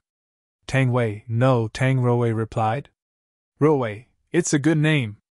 Baichuran smiled and arched his hand. Well, what I want to say is that regardless of your gender, this Baichuran will treat you as a friend. I want to make friends with you, not because of gender, identity, or ability, but because of your courage to help. If you have any difficulties, you can talk to me, I will do my best to help. After a pause, he added. Like now. No, I'm fine. Tang Ruowei hesitated a moment, or said. You have saved my life, and I am not qualified to ask you more. Besides, I just go back to my country to participate in the ceremony. I am also a princess, and the evil people dare not to do any bad thing to me. At least for now. Really? That's good. Seeing that Tang Ruowei did not take the initiative to ask, Baichuran did not mention the matter again. Instead, he said, Brother Tang. No, Miss Tang, are you going to go back to the capital? Well, first I'll go to inform the civilians near the Mang mountain, and after all this was done, I'll return to the capital. Tang Ruowei glanced at Baichuran. How about you? You have found all the herbs. Are you going back? No, I just found the most important medicine. My last day is approaching. I need to find another medicine to extend my lifespan. Baichuran smiled and shook his head. Next, I'm also going to go to the capital of Shangxuan Kingdom. There are a few materials that can be bought there, and I'm also very interested in the spiritual advisor from Qingming sword sect. Then, let me invite you this time. Tang Ruowei smiled. Do you want to travel together? Of course. Bai Qiuran answered happily. I'm bored with traveling alone. After finding a few herbs he needed and accompanying Tang Ruowei, who was still dressed as a man, Bai Qiuran took some time to spread the news of the demon's death around the Mang mountain. Bai Qiuran incidentally inquired in the process. Sure enough, while he was monitoring the demon, some people were still killed near the Mang mountain. A lot of blood was taken away from the deceased, and the entire body was dried up. But after he and Tang Ruowei cleaned up the corpse demon, this kind of thing didn't happen again. Bai Qiuran did not tell Tang Ruowei about these things but prepared to start his own investigation secretly. He had a hunch that this matter should be inextricably linked to Shangxuan royal family. So after dealing with these matters, Bai Qiuran and Tang Ruowei embarked on the journey to return to the capital of the Shangxuan kingdom. Regarding Tang Ruowei's fact that she was a girl, Bai Qiuran didn't care much about it, because he had no disagreement with Tang Ruowei. Although as a man who spent 3,000 years to break into foundation establishment stage, he also yearned for the kind of love formed between man and woman. Bai Qiuran's orientation towards women was still limited. Popularly speaking, he likes women with big breasts and big buttocks. Bai Qiuran hasn't shown any interest in a girl whose chests were even flatter than him. So in order to avoid suspicion, he was also very cautious along the way, perfectly guaranteeing the gentleman's style, and did not have any further touching with Tang Ruowei. A week later, the two successfully arrived in the capital of the Shangxuan kingdom, one of the largest cities in the country. In front of the city gate, Bai Qiuran Tang Ruowei, who still kept male's appearance, parted ways. Goodbye, Bai Qiuran. She smiled and said. Although I felt impatient when you invited me to drink, you were right, making friends is a very happy thing. I am very happy to have you as a friend on this trip. Goodbye, Miss Tang. Bai Qiuran also said goodbye to her. Take care of yourself, we'll see again. Goodbye. The two bid farewell to each other lightly, and then Bai Qiuran watched Tang Ruowei come to the soldiers, presented a token to them, and then left here under the guard of a group of soldiers.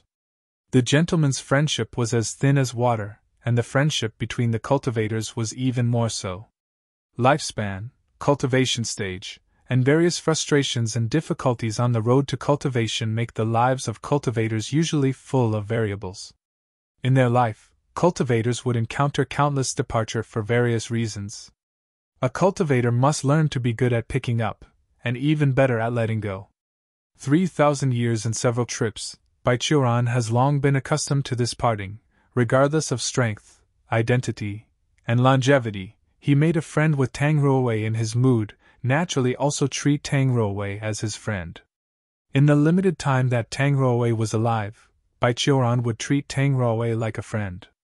When Tang Ruowei left the world, maybe hundreds of years later, if Bai Qiuran was still alive, then when he was in a mood, he would bring a pot of fine wine, went to the old friend's grave to pay respect. This was his way of life now. Farewell to Tang Ruowei, an interesting little girl. Bai Qiuran also began to deal with his own business. As he said before, in addition to foundation build pill, he must also refine some longevity pills to extend his life. At the same time, foundation build pill actually still lacked a few flavors of adjuvant, and he also planned to buy them in the capital of the Shangxuan kingdom. In this capital, there was actually a small market that is specially provided for the cultivators to trade. Although there were no high-end cultivators and the transaction materials were not precious, these simple ones were exactly what Bai Qiuran needed. And occasionally, some high-end cultivators would appear on the market, using precious materials to exchange special items. For example, as Bai Qiuran knew, Zhu Yunzi and the elders often sneak here and use the treasures they found when traveling around, to exchange for something that was especially precious to them, and satisfy their quirks. Sometimes, Bai Qiuran also had to admit that Tang Ruowei's words make sense. There were many more than meet the eye guys among cultivators, especially the advanced ones. Relying on the memories of hundreds of years ago, Bai Qiuran successfully found the entrance to the market. Making a basic spell of disillusion, he passed through the wall of a dead alley in the capital of the Shangxuan kingdom, and entered a hidden space. As the walls dissipated like clouds, a wide street appeared in front of Bai Qiuran. On both sides of the street, there were stalls set up by many cultivators, on which they presented the treasures from all over the world, materials, pills, or even flying sword. Among the buildings on both sides of the street are the shops opened by some small and medium-sized sect, specially targeted at those who were at the foundation establishment stage. Ignoring the warm greetings on both sides of the street, Betrothal passed the street and went straight to a drug store opened by a small pill refining sect. He gave the prepared list to the very enthusiastic store manager who was at the peak of the foundation establishment stage, but the other party took a look and shook his head. "What? Out of stock?" Betrothal asked suddenly. "I just want some common but not very useful materials. Sorry, someone has recently bought a large number of them, and we are out of stock," the boss replied with an apology. Betrothal thought about it, took back the list and marked some materials, then handed it to the shop owner. "Boss, look, are these materials out of stock?" The shop owner took a look and then nodded. "It's true. This batch was sold out with the batch you want. Why do you know that I'm out of stock here?" "Oh, most of those who bought are my colleagues." Betrothal put away the list, apologized, and went straight out of the drug store. Out of this drug store, Betrothal looked up at the tomorrow in the sky and muttered to himself. "Interesting, really interesting." The materials he marked were things that normally couldn't be out of stock, because those materials were most used by the demonic cultivators as the raw materials for the elixir of ascension. Of course, Betrothal knew how special his situation was. For 3,000 years, he has tried various methods to build the foundation, whether it was the incomplete recipe left by immortals, or the remnants of the cults before the Detsung calendar, or the ancient relics found in the sites of sects that disappeared in history. Even recipes of evil sects, who was the nemesis of the Righteous Alliance, he also studied. Unlike the cultivators of Righteous Path, who were striving to build the foundation step by step, the cultivators of Demonic Path were more advocating freedom and advancing. Their philosophy was, "Everything in the world is for my own use." Therefore, their skills in all aspects were more radical, and it's naturally the same in pill refining. The materials often used by these demonic cultivators were very strong after refining, but they also had very strong side effects. In addition to Betrothal this freak, even the most reckless demonic cultivator was unable to withstand the torture of these pills.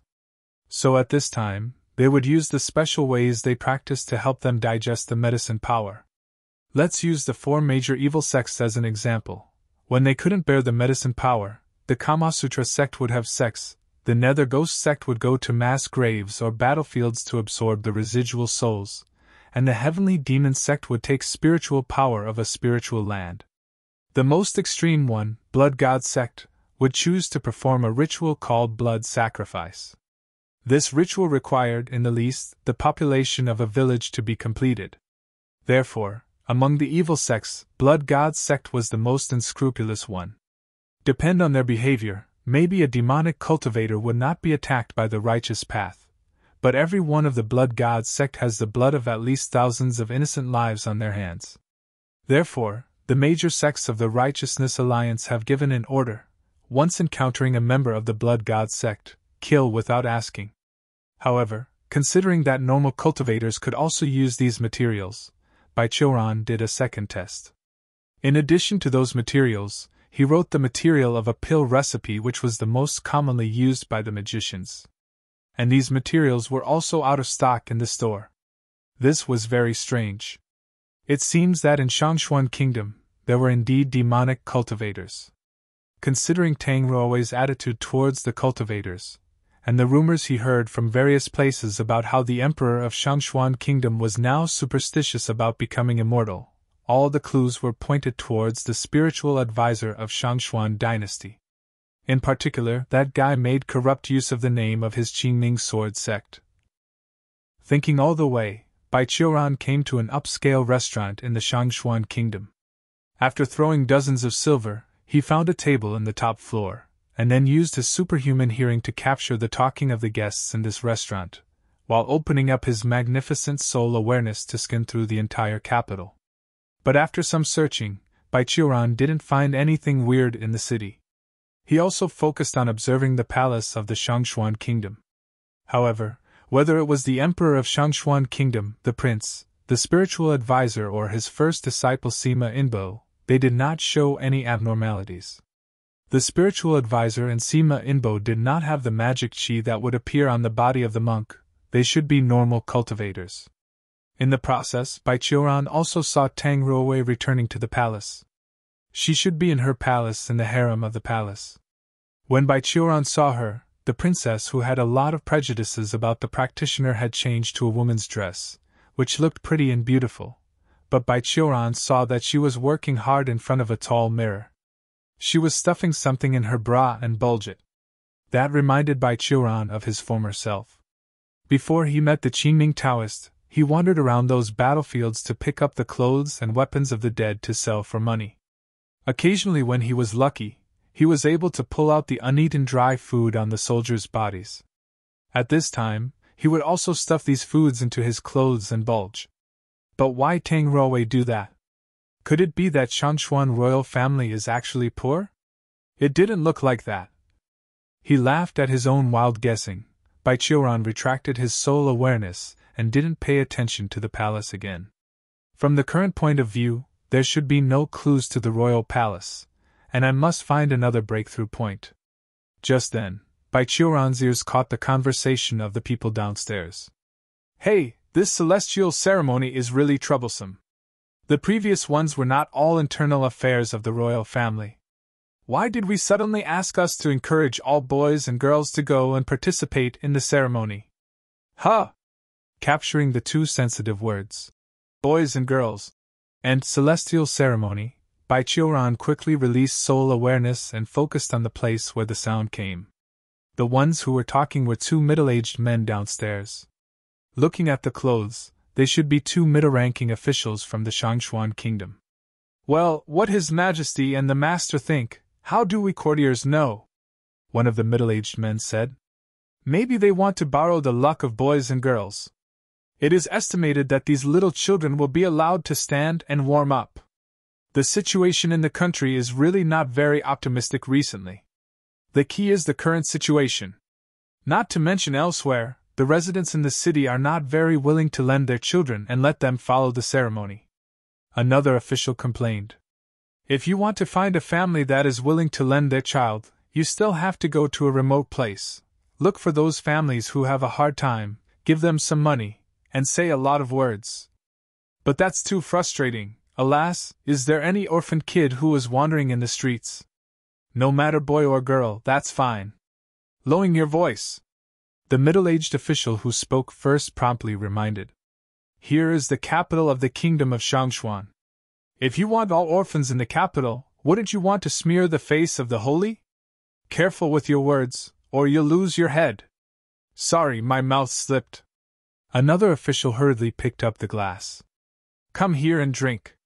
As the two drinking cups after cups, they began to talk about other things, so Bai Qiuran retracted his soul awareness and touched his chin. After a moment, he smiled slightly, wiped out the dishes and wine on the table, leaving money, left the restaurant, and walked to a nearby desolate corner. After scanning and confirming that no one was around, Bai Qiuran's body suddenly made a sound like a burst of beans. Then, his body shrank, his face gradually changed, and his hair changes from white to black. Finally, in the place of Bai Qiuran, stood a dark-haired boy with a young and lovely face. Fully drunk, the two middle-aged officials left the restaurant together. Hey, do you want to go to Drunk Immortal Building? An official greeted. In the next few days, we will probably have to go outside the capital. We must take this opportunity to have a good time. But my wife... The other official looked a little scared. And you're not going home, is your wife okay with this? Don't worry, that old hag probably has gone sleep with the child early. The official who proposed to go to Hualu Liuxiang waved indifferently. When I left home this morning, I told her we are doing business, do you understand? Another official officer seemed to want to go, and he suddenly said to him. Then, when my wife asks me, you have to help me. Haha, of course. The officer who made the proposal laughed, and patted his colleague on the back. Tonight we're going to drink as much as we like. There was a smile on both faces that both men understood. While they walked toward the largest brothel in Shangxuan's capital, an official's robe was pulled back. Who? They were drunk and a little angry, turning their heads in doubt, but they saw a little boy with dark-eyed eyes, holding a broken bowl in one hand, and the other holding the corners of their clothes together, raising their heads timidly. Watching them. 2 uncles. The little boy begged in a somewhat ambiguous language. Please give me some food. I'm starving. The official who was caught by the corner of the clothes had been drinking a little bit, and for a while, his brain didn't turn around. When he saw a beggar kid pulling himself and not letting him go to the street, he was furious, and suddenly pulled back his clothes, pushing the little boy to the ground, roaring. Go away! Where's the little bastard coming from? It's so obscure! But another officer seemed to be able to maintain a certain degree of sobriety. He stared at the little boy sitting on the ground with drowsiness in his eyes, and suddenly reached out and held his colleague. Wait a minute, don't leave. Look at this little boy, isn't it the kind old child like you said, orphaned kid who was wandering in the streets? Huh! Listening to his colleague's words, the official who was angry was also paused. He took a sip of wine, blushed, and stared at the little boy danglingly. I don't know. At this look, although this little boy is wearing tattered and patched clothing, his face and hands and feet are all dirty and dusty, but looking at his face and features, he is a very cute boy. If we let him wash and eat 2 good meals to supplement the nutrition, I'm sure that there are many noble officials who are willing to adopt him as an adopted child or even a plaything. Endured dizziness and headache, the official shook his head, sobered his head a little, and then looked at his colleagues. Then he squatted down, struggling to reveal a kind smile, while reaching out to the boy on the ground.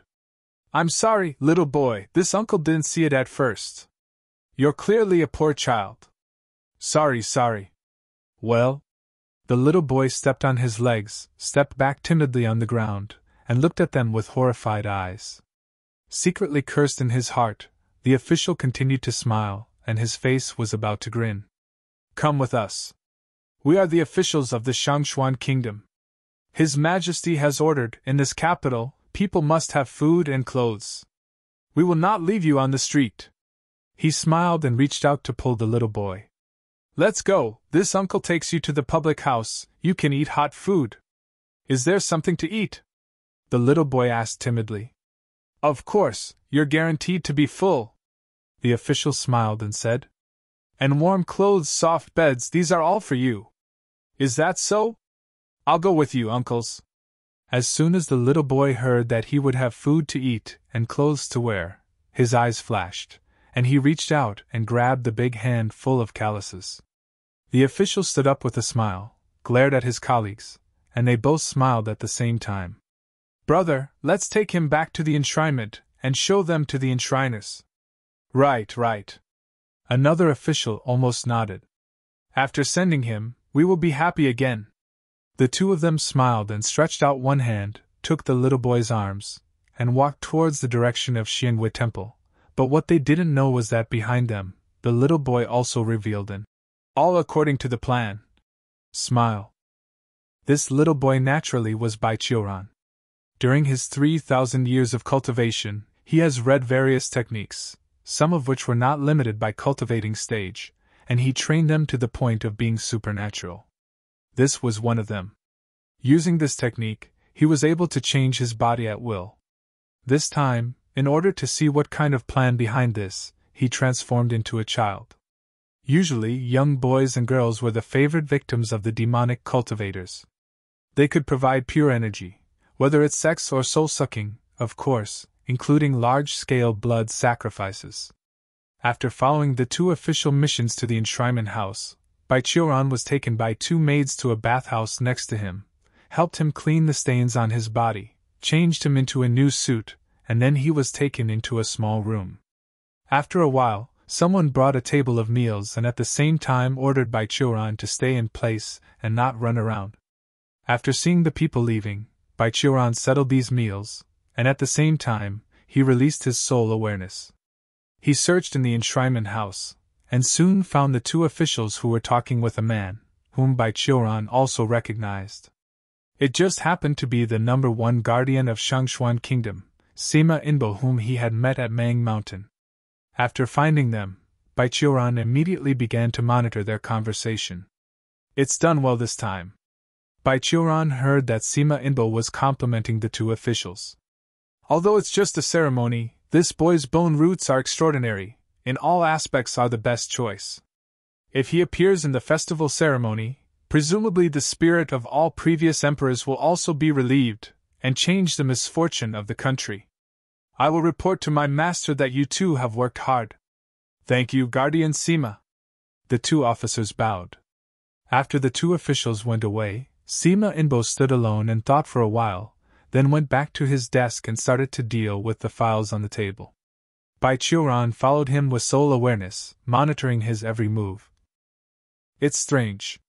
Baichuran took back his soul awareness and was surprised. Disguised as a child, it has been 3 days since he came to the shrine, and over the past 3 days, he has been monitoring the actions of key figures such as Sima Ingwe, Emperor Shangxuan, Prince, and the spiritual advisor Fuqianqiu with his soul awareness. No abnormalities were found.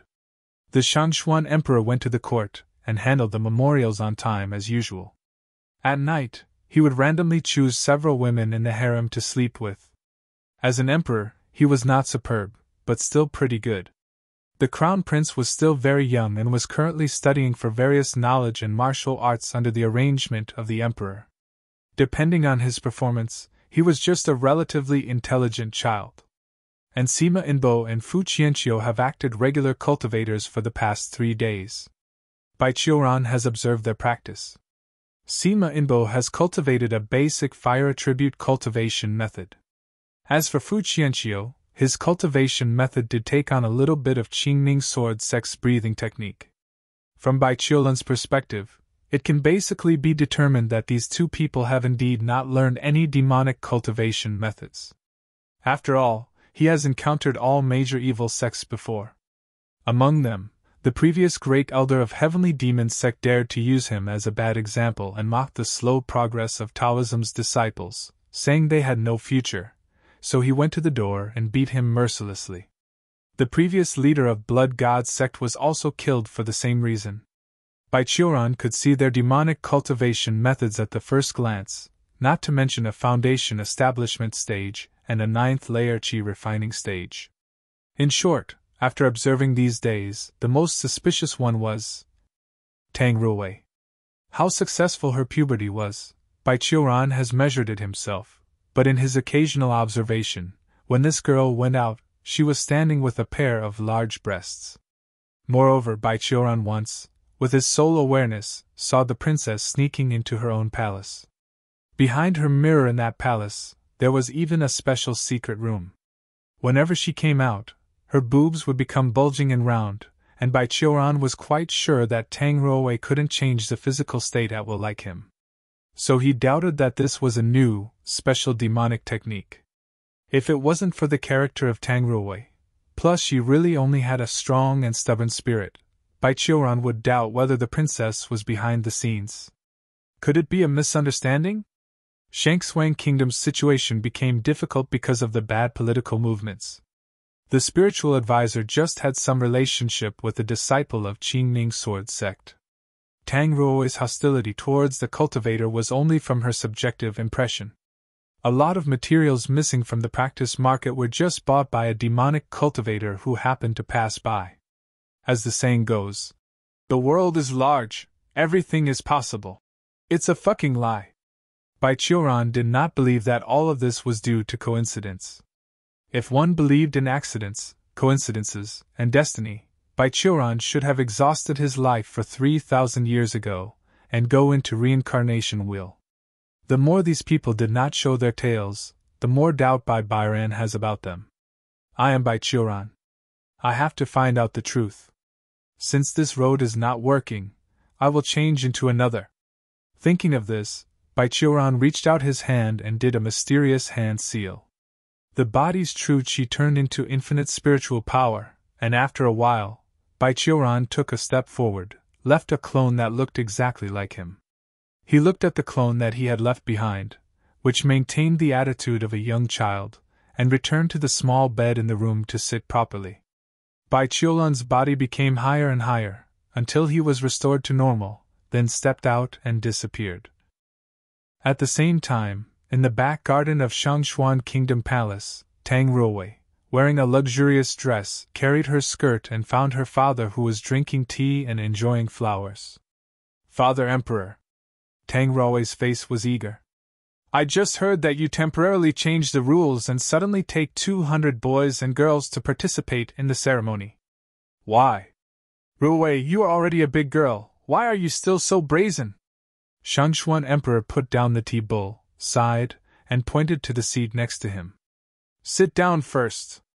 How can I rest assured in the future knowing you are like this? Don't mention the future, you always tell me that the Ancestor's law cannot be changed lightly. Why now you hastily changed the law of the ceremony for heaven worshipping?" Tang Ruowei sat down next to his father, and asked indifferently. "This is an adjustment that I made after consulting with the spiritual advisor," Shangxuan Emperor replied. "Recently the Shangxuan kingdom has suffered many natural disasters and demons. The spiritual advisor said that the national luck is frustrated and I need to use this method to sacrifice and change the national luck." "That spiritual advisor again?" Tang Ruowei bitterly advised.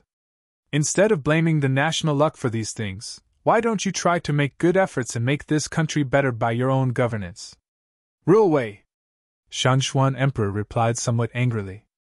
"Watch your tone, I don't want to talk to you now." Tang Ruowei flushed her face with anger, and was silent for a long time before she squeezed out a word. "Yes. You ran out of the house some time ago. I haven't settled with you yet." The Emperor of Shangxuan Kingdom saw his daughter act honestly and continued. "I happened to arrange it for you today, lest you run out in the wild," he exclaimed. "Come, go and invite Sima Inbo." After hearing his words, Tang Ruowei's heart suddenly felt a bad feeling. Before long, Sima Inbo followed the attendants to the palace's back garden. "Long live your majesty, long live your highness."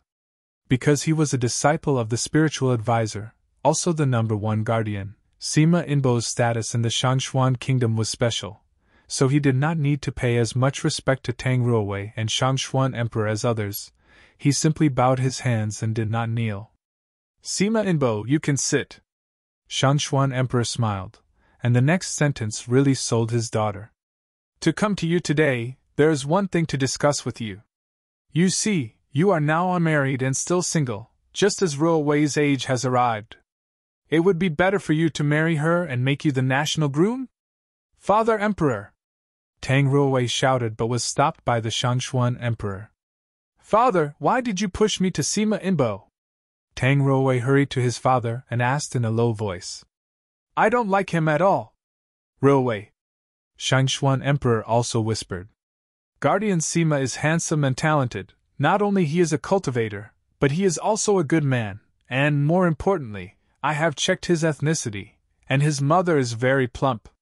Looking at his daughter who looked like dirt, Shangxian Emperor quietly said, "Ruowei, our Shangxuan royal family has always tried to change the fact that the royal women's breasts are small. In our kingdom, women with the curvy body are always much adored, so this is not only a shame for you but also a disgrace to the royal family.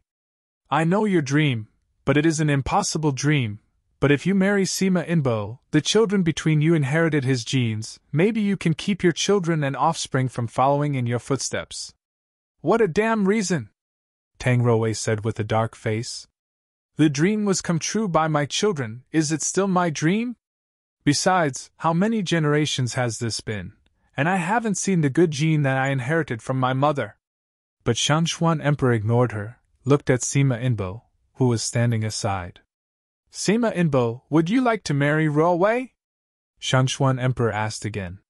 Sima Inbo glanced at Tang Ruowei, glanced very vaguely from the latter's big chest, then lowered his head and said, "I'm willing."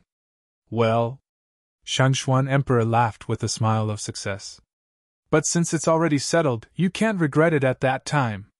Even if you are an apprentice of the master, if you are wronged by Ruowei at that time, I will also ask you for the crime with the master. A king tells no joke, this is natural." Sima Inbo bowed his head. Shangxuan Emperor laughed, and was very happy.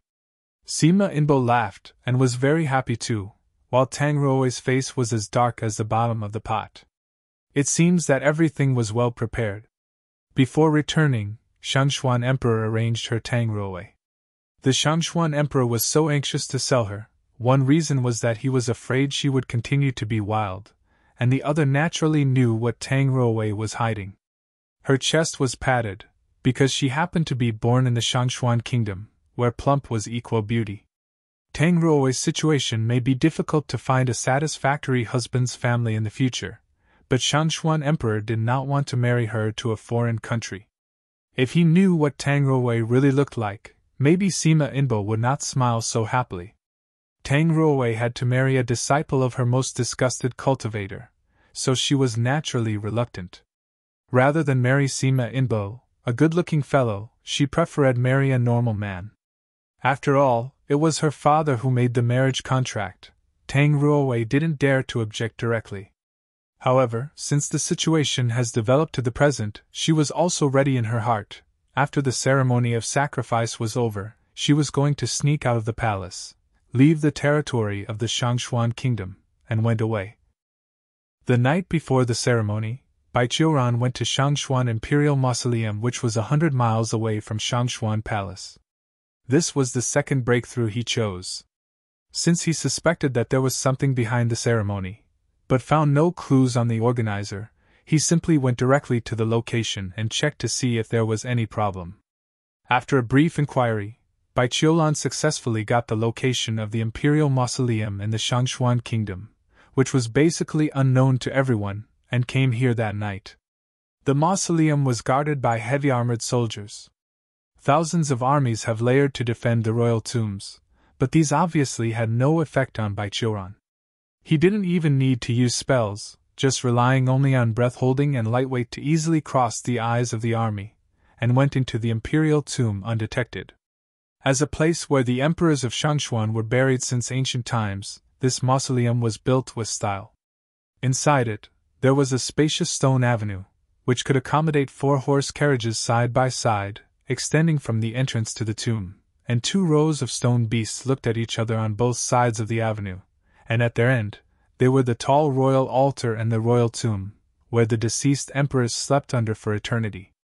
After Baiqiuran arrived, he first looked at the location of the altar and the tomb.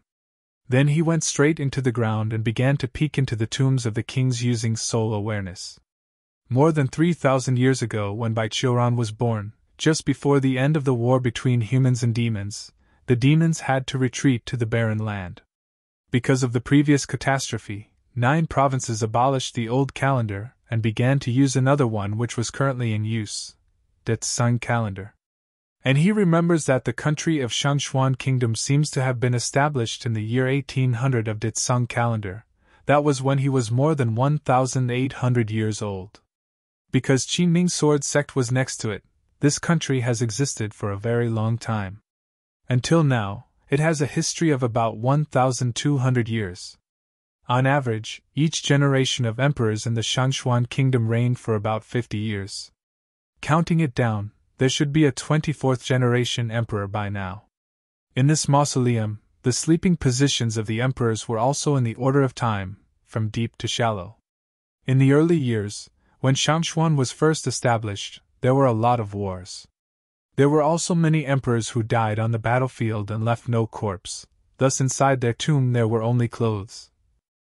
According to the results of Baiqiuran's scan, a total of 18 corpses were sleeping in the tomb, and several other tombs were empty. The relics placed inside have been worn away by time. Sweeping back and forth twice, Baiqiuran found a strange thing. This mausoleum is also empty. His soul awareness scanned into the tomb of the 16th emperor of Shangxuan. At least there should be some relics in this grave. In the tomb of the 15th emperor of Shangxuan, the relics buried with the corpses were kept in clear outlines, but the tomb of the 16th emperor, which must appear in a later date, was empty. Go in and see. At the foot of Baiqiuran's foot, his body plunged directly into the soil, and in the blink of an eye, he came to the tomb of the 16th emperor. The tomb was empty, there was only a huge sarcophagus, filled with toxic gases formed after being buried underground for years. but these had no effect on Baichuran.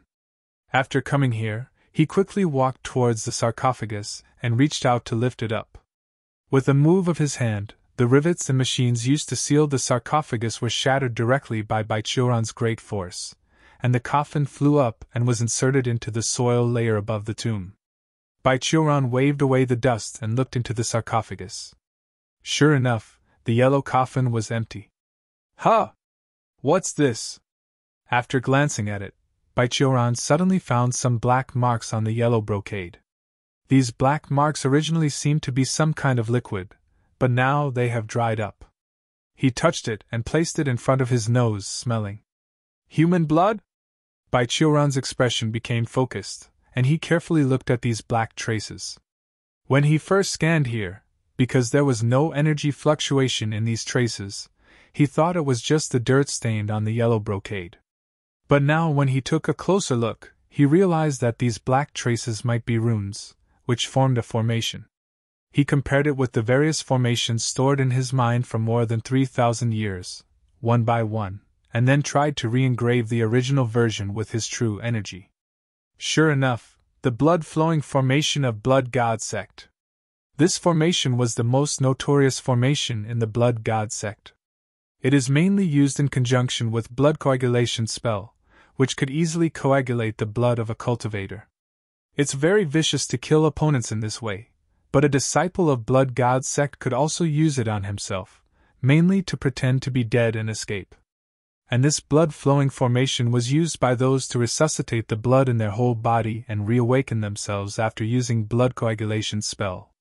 That being said, it is true that there is a demonic cultivator lurking in the Shangxuan kingdom. Baichuran clapped his hands, stood up, his eyes flickered. Or simply, the Shangxuan emperor of this generation is a demonic cultivator of the Blood God Sect. He gathers young boys and girls. Did he want to perform blood sacrifice to improve his cultivation, or extended his life? Anyway, all of this should become clear at the ceremony tomorrow. He walked around the sarcophagus twice in the tomb and searched according to the custom of the Blood God Sect. Sure enough, in the stratum directly below the altar, he found a formation inscribed with human blood. The human blood here was still fresh. It seemed that the demonic cultivator just made this formation recently. Baichuran opened his spirit eyesight and saw countless lost souls trapped in human blood, struggling in pain, but restrained by the formation and unable to die. It seems that many human-eating demon events in the Shangxuan kingdom should be caused by him. Baichuran looked at this scene with some anger in his heart, but after his 3,000 years of life, he has been able to control his temper well. But this formation is really so rough that I want to change it for him. It seems that he is not an official student from the Blood God Sect, but a loose cultivator who learns from an incomplete book. Taking a cursory look, Baichuran did not touch the formation and retreated from the tomb. Now that the demonic cultivator was not there, if his formation was destroyed, it may alert him and cause a lot of sacrifices. Those innocent souls were not too late to be rescued for a while, and tomorrow was already the day of the ceremony. As a member of the 200 boys and girls, Baichuran decided to prepare a surprise for the demonic cultivator and make him taste his own medicine. After returning to the enshrinement and switching with his own clone, Baichuran fell asleep in bed. When the sky was only slightly bright in the early morning of the next day, 2 guardians who were at the 5th layer of Qi refining stage came in and took him to the compound of the offering house. There were many other children in the yard. Baichuran counted them. There were exactly 100 boys and 100 girls, for a total of 200 children. He didn't know where those officials found so many children. He could only say that under the pressure of the emperor and the spiritual advisor, these guys who usually lazied around really have become quite an efficiency. After staying in the courtyard for a while, Sima Inbo and other guardians appeared in front of the children. The young and handsome guardian cheerfully talked to these children about the standing position at the ceremony. They also instructed them not to run around, and after everyone's offerings were watched carefully, they directed everyone to set off for the Imperial tomb. Out of the enshrinement, a row of horse-drawn carriages has long been lined up on the avenue, and there were cavalry soldiers from the Shangxuan kingdom to accompany them. 200 boys and girls were brought to the carriage and put on the carriage.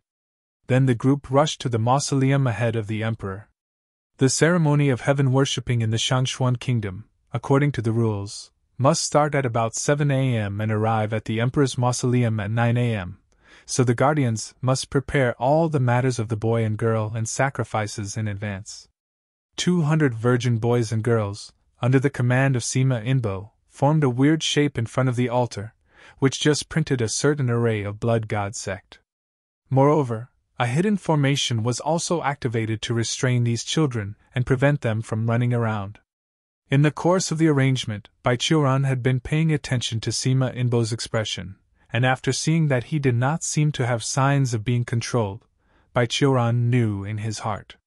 So when Sima Inbo ordered him and other boys and girls to stand in front of each other with a first-class oblation, he pretended to look innocent and asked, "Guardian uncle, why do we stand like this? I think the other uncles are in 2 rows beside the avenue?" As he said, he tried to make his look more immature and cute, looking up to Sima Inbo. Sima Inbo's face seemed to flash a little hesitation, and then he showed a kind smile, smiling while touching Baichuran's head. "I don't know, this is the standing position passed down by the above people, we all listen to them." "Including you?" Baichuran continued to ask. "Did His Majesty the Emperor or the spiritual advisor say that?" "All right." Sima Inbo avoided his gaze and did not answer, pushing Baichuran to the designated position to stand. "Don't talk for a while, the ceremony will soon pass." Pretending to be obedient, Baichuran stood in place, turned his head, and then sneered. "If you are ashamed, why should you do such a thing in the first place?" When the sun rose high, the emperor's team finally arrived. Looking from a distance, the team outside the royal mausoleum, with bright yellow tents and flags, stretched like a long dragon for 2 or 3 miles. Tang Ruowake was also in it. At the moment, she was standing with her brother, the crown prince. They followed the emperor and the spiritual advisor and led the team towards the royal mausoleum. The princess looked serious today. Her eyes flickered, she didn't seem to be in a good mood, and she seemed to be thinking and worrying about something. She followed the emperor and the spiritual advisor to bypass the composition of the boys and girls under the guide of Sima Inbo, came to the altar. An overcast cloud came over, covering part of the daylight, making the sky a little gloomy, but the emperor and the spiritual advisor did not care and continued to go on stage. In the front and the back of the altar, the spiritual advisor lit 3 incense sticks. They released green smoke, and the emperor turned to face the officials and generals under the altar. "Since the founding of the Shangxuan kingdom, we have gone through 1,200 years.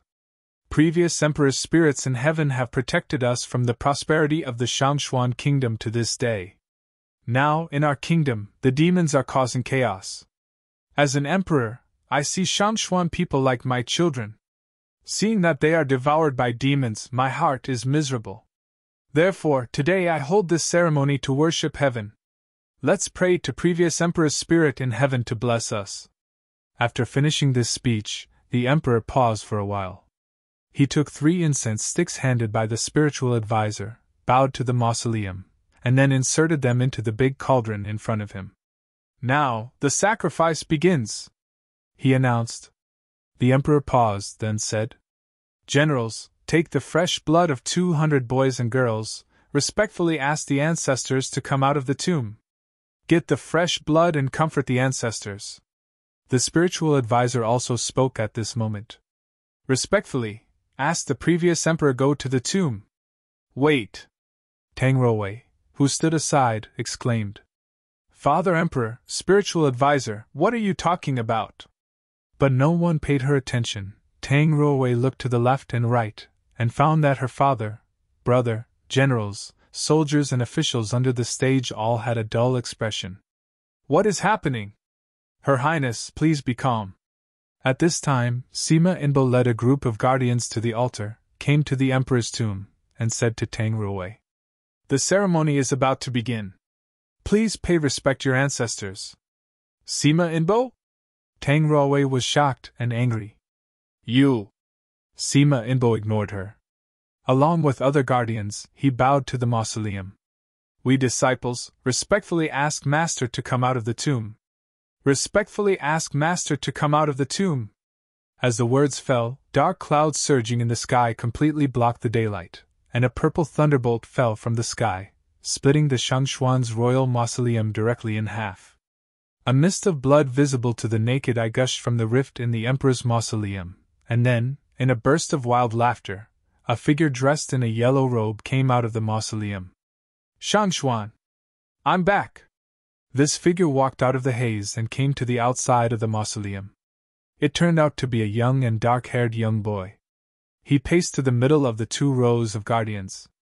Sima Inbo and other guardians bowed their heads lower, while Tang Ruowei looked at the young man and froze in place. Ancestor! She compared the portraits she had seen in the ancestral hall, took a spit, and said hardly, Tang Zhouxie, Emperor Xinshu. That's right, my child. The young man sneered. Seeing me, are you happy? Tang Ruowei bowed her head and said nothing. Tang Zhouxie smiled even more happily. But what he didn't know was that among the 200 boys and girls below, there was a little boy with a brighter smile on his face. Of course I am happy. Bai Qiuran lowered his head and whispered to himself with a smile. You are finally caught by me. The cat is out of the bag. Tang Zhouxie ignored his descendant. He looked up at the sky, then turned to Sima Inbo and asked, I'm hungry. How about the blood I asked you to look for? It's all here. Sima Inbo pulled the flag from his sleeves and then pointed to the 200 boys and girls. After seeing that something was wrong, many of these children wanted to escape, but the formation under their feet tied them down. Seeing Tang Xie, they suddenly cried, and some of them wet their pants on the spot. Good. Tang Zhouxie nodded with satisfaction and waved. Come on, get blood for me. Following his order, 2 rows of officers and men in the army stood out, pulled out the machete that dangled from the waist, and walked towards the boys and girls. Wait a minute! Tang Ruowei shouted loudly. She ran to Tang Zhouxie and raised her eyebrows and asked, Ancestor, as the Emperor of Shangxuan, why are you killing the people of Shangxuan today? Is there anything wrong with it? Tang Zhouxie replied lazily. I am the Emperor, they are grassroots people. Isn't the duty of these lowly people is to die for their Emperor? Being able to become blood sacrifices and help me to improve, this is their honor. What a nonsense saying! Tang Ruowei angered. That's not something a human should say. Well, my child, during my reign, I increased the territory of Shangxuan Kingdom by 2/3. But the more I battled, the more I felt that mortals have limits. Tang Zhouxie pulled out his bloody red nails. Even if I can conquer the entire Gu province, no, even if I conquer the world, there is still a group of beings above my head. No matter how many armies I have, with the best blades and the thickest armor, I can't beat them. These immortals just need a sword to kill me. I don't like that. I am an emperor. I'm better and more talented than others. Then I should be the one who steps on others' heads. What do you want to say in the end? Tang Ruowei asked. I want to say, I haven't been a human for a long time. Tang Zhouxie chuckled. Do it. The 2 platoons of officers and soldiers continued to advance. The blades in their hands expressed cold light, reflecting the horrified expressions of the children. Her Royal Highness. Sima Inbo also advised at this time. Knowing when to just let go is the right way of life. Besides, the power of His Majesty has improved. It is also a great thing for our kingdom. Sima Inbo, you have no ball. Tang Ruowei glanced at him, her eyes full of contempt. I'm different from you. She ran to Shangxuan Emperor, who was still in a dull state, and pulled out the long sword worn around his waist for etiquette. With the sword in hand, Tang Ruowei stood up, jumped, and landed in front of the 2 rows of soldiers. Stop! The blade reflects the glorious brightness, and the golden chi was wrapped around the blade. Tang Ruowei waved her sword, and a row of soldiers fell to the ground. Huh, not bad. Tang Zhouxie snorted coldly, raised his finger slightly, and hooked. Several generals in the army stepped out of the array, pulled out their weapons, and rushed towards Tang Ruowei. These generals were also martial arts masters in the chi refining stage. As a result, Tang Ruowei was quickly defeated and captured. Pooh! After being detained, the princess still refused to bow her head and spit very rudely. She looked at her ancestor and traitors in an angry manner. Master! Sima Inbo quickly bowed down. Her Royal Highness is young and vigorous. After all, she is your descendant. Please give her to me. This disciple will make her become obedient. Inbo, have you forgotten what I teach you? Tang Zhoxia said lazily. I don't need disobedient people. Besides, we are already cultivators, so we don't have to worry about the relationship between mortals. If you want beautiful women, there will be countless of them from other countries, or from the cultivator world. As long as you get stronger, you can get whatever you want. For this ungrateful girl, eat her. You look for virgin boys and girls for me, this is your reward. Master. Sima Inbo struggled for a few seconds, then bowed. Yes. Thank you, Master. Well, you're going to reach the foundation establishment stage soon. After you build the foundation, you can formally start to practice blood god art. Tang Yen smiled evilly. Drinking her blood will help you build a foundation. Bullshit! At this time, a sudden loud noise rang out in the royal tomb. Huh! Tang Zhoxia's face darkened. Who? But the voice ignored him and continued. Build the foundation by drinking the blood of the royal family? Why don't I know? You junior, practicing a crooked path and incomplete skills, yet still dare to guide others to build foundations? Just a half-assed demonic cultivator, do you think you can build a foundation by doing harm to others to improve yourself? Do you know how difficult it is to build a foundation? Don't underestimate the foundation establishment stage. It's you who's talking. Tang Zhoxia hummed evilly. I'm now in the foundation establishment stage. Why can't I teach others to build the foundation? You are in the foundation establishment stage, so what? You don't understand building a foundation at all. The voice was violent. Furthermore, look at your plan today. Do you want to rely on these blood sacrifices to advance to Golden Core stage? The formation is so inaccurate that I, a righteous cultivator, can't stand it anymore. You don't understand basic things like the fine-tuning according to the timing or tailor according to the environment, and you say you know how to build the foundation? You are in the foundation establishment stage only because you have good luck. You talk big but you're hiding like a rat. Hearing this voice, Tang Zhoxia frowned and said, Come out and meet me! Boom! As soon as his voice came down, in the array of 200 boys and girls, a powerful burst of energy broke out directly, and several generals who suppressed Tang Ruowei, as well as the soldiers who raised their blades, all flew out, and then again a gentle burst of energy swept through the rest of the boys and girls, put them into a deep sleep. A boy with an angry face walked out of the array. With each step, his body grew up an inch, his hair gradually changed color, and after a crackling noise, he stood in front of Tang Ruowei and had become Bai Qiuran with white hair and eyebrows. Bai Qiuran? Tang Ruowei said suddenly. How will you be here? I was here to remove the evil. Bai Qiuran looked gloomy.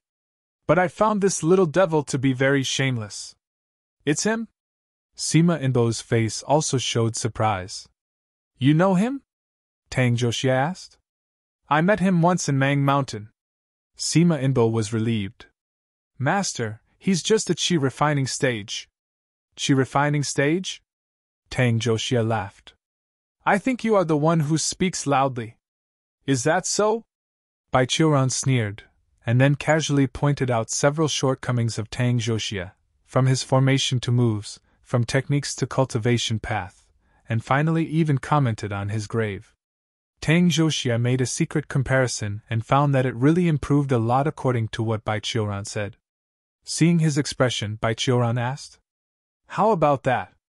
You ignorant junior. So what? Tang Zhoxia opened his arms. You're still just a cultivator during the Qi refining stage. And I? A cultivator who is just one step away from the Golden Core stage. Bai Qiuran looked at him and didn't speak. Moreover, I am not only a cultivator in the foundation establishment stage, but I am also the emperor of Shangxuan, he said loudly. I have 3,000 soldiers, 28 guardians, and I myself have a higher cultivation stage than you. I don't need to do it by myself. I only need to give an order to decapitate you. How can you fight with me?" Baichuran looked silently to the left and right.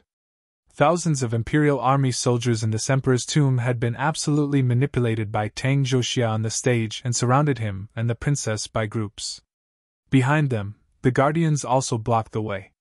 There was no shortage of generals in the army who reached the qi refining stage, and the 16 guardians were all masters in qi refining stage. In front of him were the civil and military officials under the control of Tang Zhoxia, the emperor, and the crown prince. Behind him were Tang Ruowei, who was in critical condition and exhausted, and 200 fainted children. "You fool!" Tang Ruowei stood up with a sword and smiled bitterly. "I know you want to remove the evil, but you must also consider your own strength. Here there are thousands of troops and half of the masters of the Shangxuan kingdom." "So what?" Baichuran answered with a slight smile.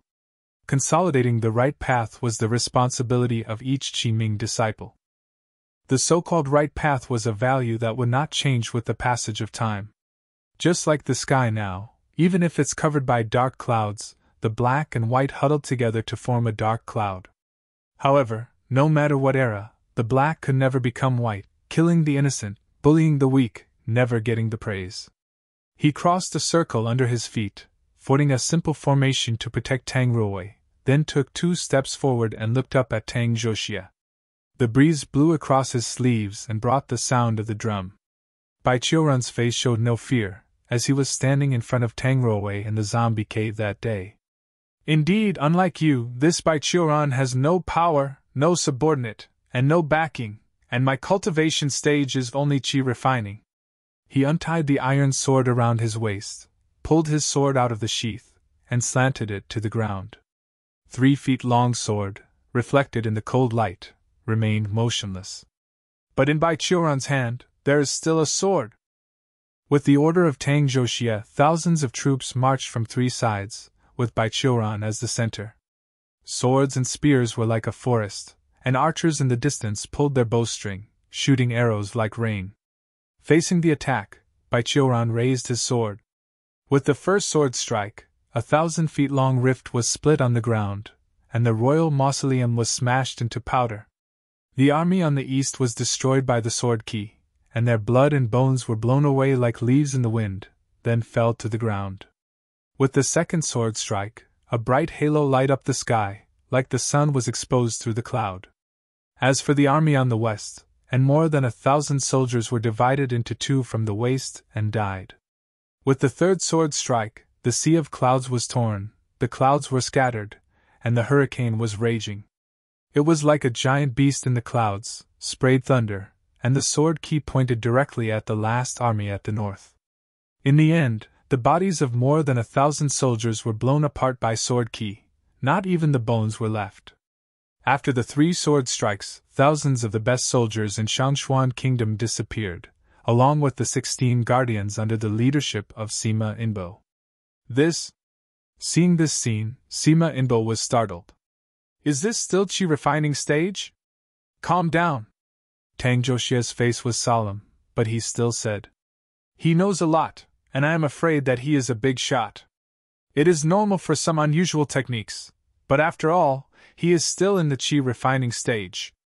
Such an attack must consume a lot of his energy, and you see, his weapon is no longer available. Look." Sima Inbo also saw that after the 3 swords were waved, Baichuran's long sword had only 1 hilt left. Seeing this, he calmed down and presided over the formation of the guardians. And Tang Zhoxia began to calculate secretly in his heart. This Baichuran's origin is not simple, but no matter what, he is only a qi refining stage cultivator. Although these tricks are powerful, they must be very detrimental. Now he cannot be my opponent. After killing him, I can take his blood, and then use this secret method to extract his memory, and then I can run away. In fact, Sima Inbo and others have been lied by him for a long time, thinking that his purpose was to strengthen Shangxuan, but in fact, since he accidentally got the remnants of Blood God sect and set foot on the road to cultivation, He has no interest in Shangxuan anymore. After that, I'll slaughter all the people on the scene and suck their blood. As for the forces behind Baichuan, they can only trouble the Shangxuan kingdom, which had nothing to do with me. Harming others for self-interest, taking, and using everything that could be obtained to strengthen oneself, this was the modus operandi of cultivation recorded in the remnant of the Blood God sect. The smoke from the sword was gradually dispersed, and the air was filled with a pungent smell of blood. Baichuan continued to step forward and walk towards Tang Zhoxia, who was on the altar. Baichuan! Sima Inbo shouted at him in anger. Give up, you don't even have a sword! Hearing his words, Baichuan glanced down at the hilt of his sword, then chuckled. Throwing away the remaining hilt on his hand, his figure disappeared. As fast as the electricity, he was suddenly inserted into the formation of 16 guardians. Reaching out a little, his index finger pierced the chest of a guardian, and then that guy suddenly twitched and fell down. His eyes widened, but there was no trace of wounds. His skin quickly became pale, as if all his blood was drained out. His breath gradually languished. The horror on his face showed that his death was painful. Huh! Is this? Tang Zhoxia's look was frozen. Blood coagulation. You must be familiar with it, right? Baichuan sneered and swept across the remaining 16 guardians. I said to those innocent souls killed by you that I'll make you taste their pain, but there are many ways of painful death in the Blood God sect, so your disciples will take care of the rest. At the end of the speech, he raised his hand, formed a claw, and grabbed towards a guardian who attacked him. The claws flashed, the guardian screamed, and 3 large claw marks on the chest suddenly shot a lot of blood. The blood rushed like a spring, accompanied by severe pain. No matter how the guardian tried to block with true qi, the blood was still gushing endlessly. Soon the blood ran out, and his body collapsed like a deflated balloon and fell to the ground. Baichuan moved forward again, and the guardians attacked him out of horror, but his hands created thousands of images, turned into claws, or swords, or spears. Each move was extremely terrifying, evil, and fierce. Upon being hit, the guardians died extremely painful and miserable deaths. Either their blood was sprayed from the pores of the whole body, or blood boiled in the body, or blood from the whole body poured into the heart, making vital organs explode. Soon, only Sima Inbo was left in front of Baichuan. Bye, brother, bye. He looked terrified, tears and snot flowed out together, begging. I have no choice but to. I know. Baichuan smiled slightly and then patted his forehead without mercy. View! Sima Inbo's whole blood suddenly gathered towards his forehead, and the young man's entire head swelled, and then burst open with a bang. After stepping over the corpses of the guardian, Baichuan stepped on the blood step by step and slowly came to the altar, facing Tang Zhoxia. How much energy do you have left? Tang Zhoxia narrowed his eyes, his body was tight, and there was cold sweat leaching from behind, as he was secretly alert. You guess. Baichuan answered with a smile. I haven't reached the foundation establishment stage anyway. Tang Zhoxia confronted him for a few seconds, and suddenly a mouth blew a blood light from his mouth. Baichuan reached out and grasped the blood light in his hand. The blood light turned out to be a small blood-colored flying sword. He pinched it in the 5 fingers and played back and forth. Tang Zhoxia's forehead exuded a little cold sweat. With his hands behind his back, 2 black command flags broke from the headless corpse of Sima Inbo, attacked from behind Baichuan, and released fire. But Baichuan turned his head and blew. His majestic qi blew out the sea of fire in an instant, then he caught the 2 flags and tore them into pieces. Fellow Taoist. Tang Zhoxia stepped back and said, I don't think we need to oppose each other. Baichuan ignored him but walked towards him with a kind smile. Tang Zhoxia made a scream, and his body suddenly disintegrated into a pool of blood mist. He wanted to run away, but Baichuan rushed to the point where his body completely collapsed, reached out, and grabbed one of his arms, removing him from the blood mist state. Holding his arm to suppress Tang Zhoxia, Baichuan smiled at him. Have you heard of the secret technique of Blood God sect, blood soul annihilation? What? Tang Zhoxia was stunned, but Bai Qiuran had already begun to perform moves. His hands once again made thousands of mirages, or fists, fingers, claws, or palms, and slashed at the vital points in Tang Zhoxia's body. The true qi turned into the evil qi, and the blood in Tang Zhoxia's body was boiled, stirring back and forth, gave him the unspeakable pain and shattered the meridians, bones and spiritual roots of Tang Zhoxia's whole body into powder. Ah! The former Shangxuan emperor issued a terrifying scream, but he couldn't escape.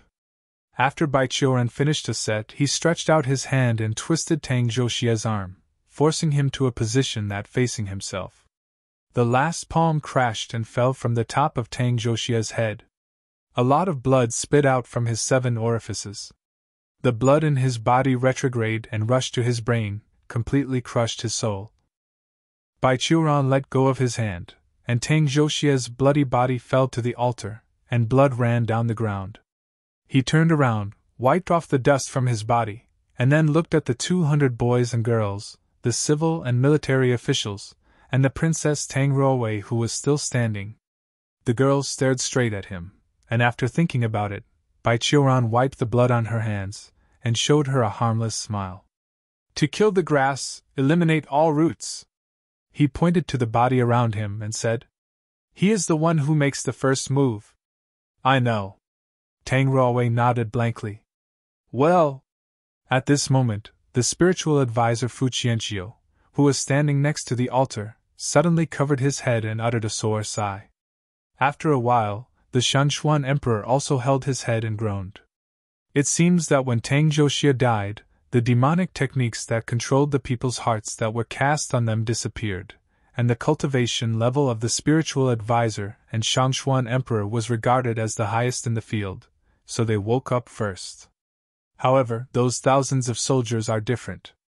In order to increase their combat power, Tang Zhoxia has used demonic methods to transform them into something like a corpse soldier, so Bai Qiuran had no psychological pressure to kill them. On the contrary, he made it easier for Bai Qiuran. Although Bai Qiuran could forcefully break through the troops and kill him, he would certainly have to spend a lot of effort. Tang Zhoxia transformed these soldiers into undead beings, and the process could not be reversed. It would be better to kill them and make it easier for them to return to the reincarnation wheel as soon as possible. "Father Emperor!" Seeing Emperor Shangxuan covering his head, seemed sober, Tang Ruowei hurriedly came to the altar and helped him. "Are you okay? Why is my head so painful?" Emperor Shangxuan shook his head and said, "I remember that I'm doing the heaven-worshipping ceremony. What happened after that is such that..." Tang Ruowei began to tell the story of her father, while Bai Qiuran was using earth escape technique to dive into the ground by himself, as he still had things to do. Those innocent people who were captured by Sima Inbo and others for Tang Xia to build the formation, their souls were still tied to the formation under the altar and could not be released. As soon as he entered the hollow in the stratum, Bai Qiuran's nose smelled a pungent smell of blood. In his spiritual vision, all the people who had been slaughtered gathered towards him. Their features were like melted wax figures. Their eyes and mouth have become dark hollows, looking extraordinarily painful and horrible. Bai Qiuran stomped, his qi poured out and ruined the formation on the ground that restrained their freedom, and then he began to use the soul-cleansing technique to send these lost souls to the underworld. However, his method was different from the soul-cleansing method of the heavenly Buddha sect. Those monks used mantra chanting to clean up the grievances from the souls and connect to the underworld to send souls over. Because this wasn't the formal channel, these souls have to wait for a long time to enter the reincarnation wheel. Bai Qiuran's method was much simpler. To some extent, his method was to call the police directly and ask the police to handle the victims. After making a few runes, Bai Qiuran stopped. 2 minutes later, a crisp cricket sound that only near-death people like him could hear, from near to far, came slowly from the void. In the midst of nothingness, there was a dark road winding, and then Bai Qiuran saw that the figure of Shui Ling, his old friend, slowly solidified from nothingness and walked towards him. The soul-taker still had a dead face with no expression. He put the mule in his hand back and asked, Bai Qiuran, why do you use the spell to call me? Well? Bai Qiuran looked up in the direction of the ghosts gathered in this hollow. The ghosts instinctively felt a kind of fear because of the soul taker. Those souls, that's your job. Xueling swept around the soul there and frowned slightly. So many dying people who haven't reached the end of their lives in the book of life and death. What have you done in this world? Still the same cliché, a demonic cultivator wants to improve himself, killing people, taking blood, restraining the soul, and then preparing to perform sacrifices. Bai Qiuran replied. But I have already destroyed the soul of that guy. You don't have to search for him. Humph! Xueling snorted coldly but did not say anything.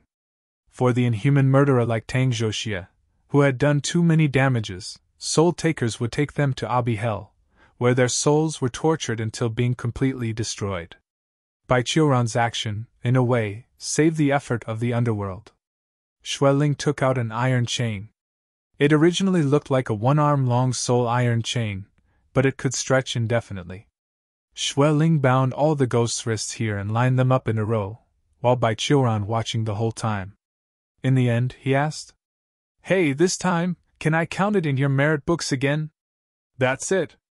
Xueling tightened the iron chain in her hand and replied, But you have repeatedly escaped the life limitation. Don't think that you can make up for it so easily. I know. Bai Qiuran nodded. He was too debt-ridden anyway, and he never thought that he could clean his criminal record.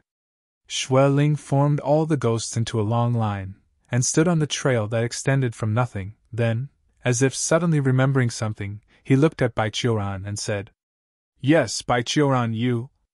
What? Bai Qiuran touched his head, wondering. No, nothing.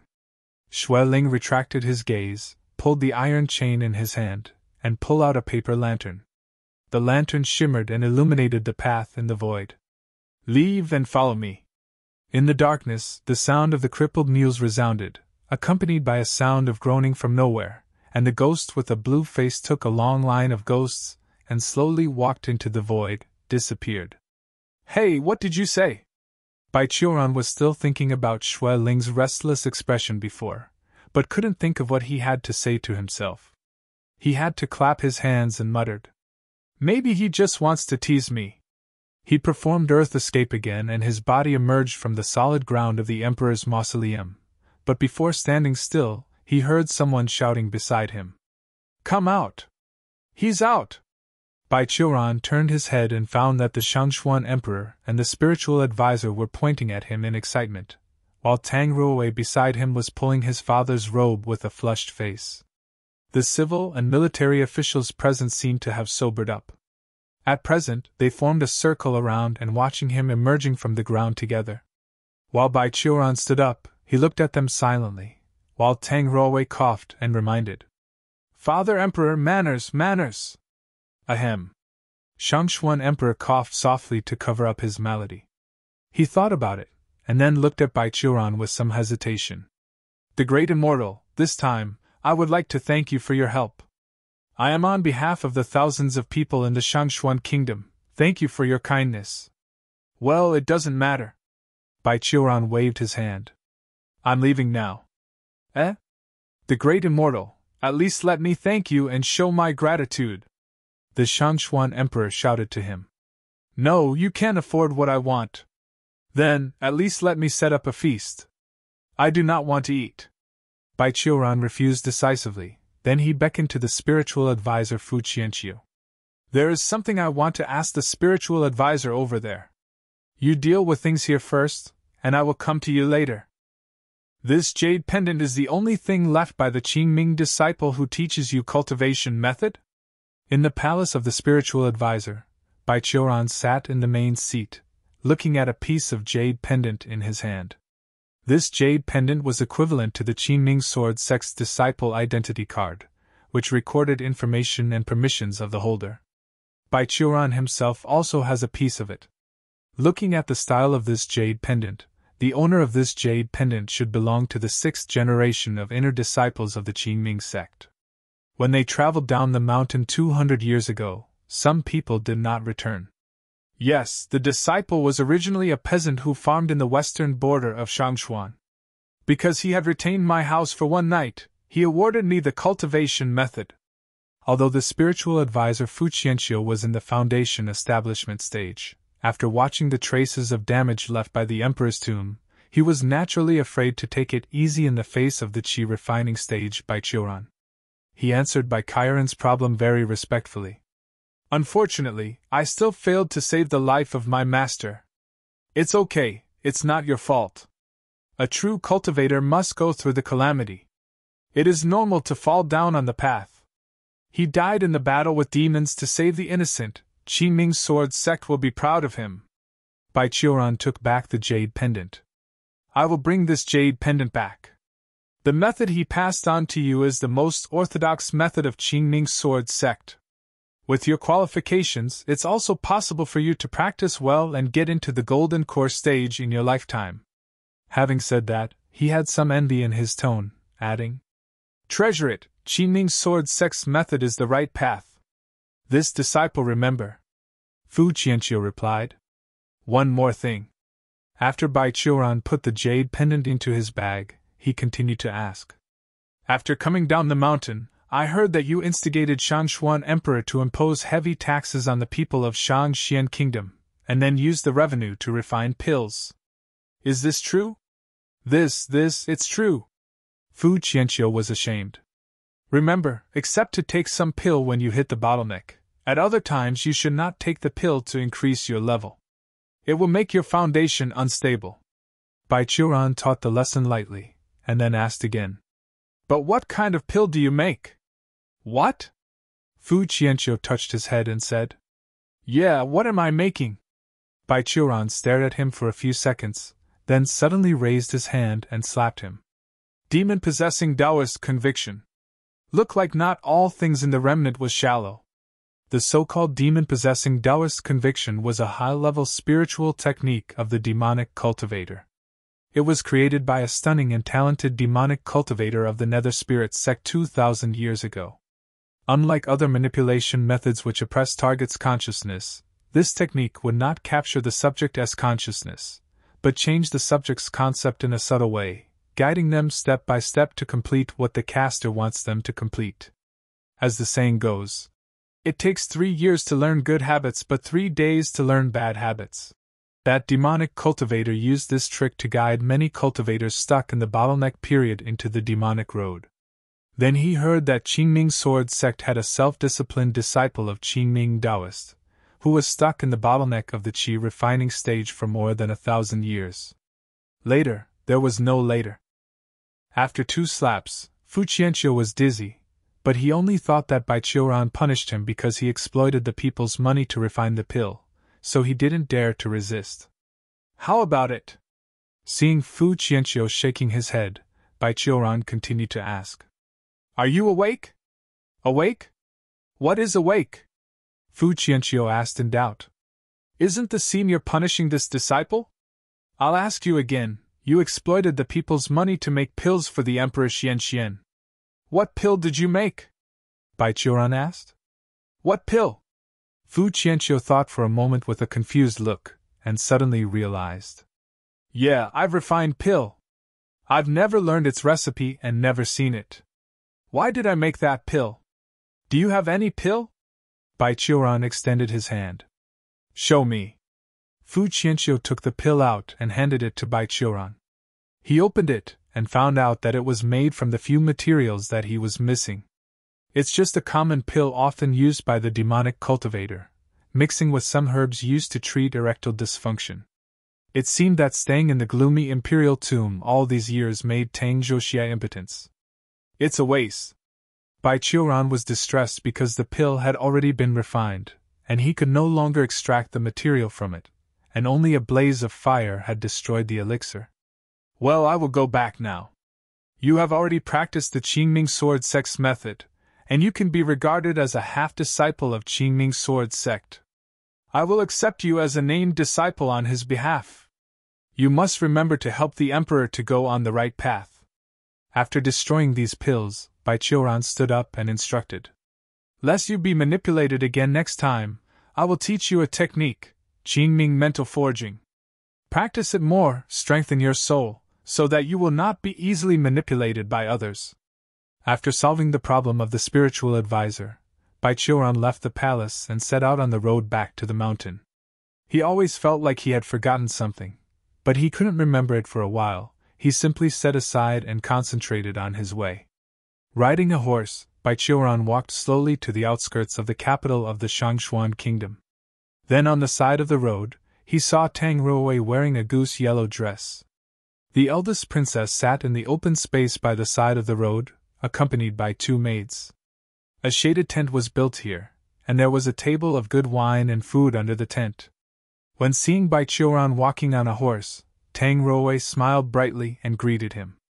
"I knew you would come over. Baichuran, this time I'll treat you. Can you to come down and have a drink with me?" Baichuran rode on his horse, tilted his head, and then laughed.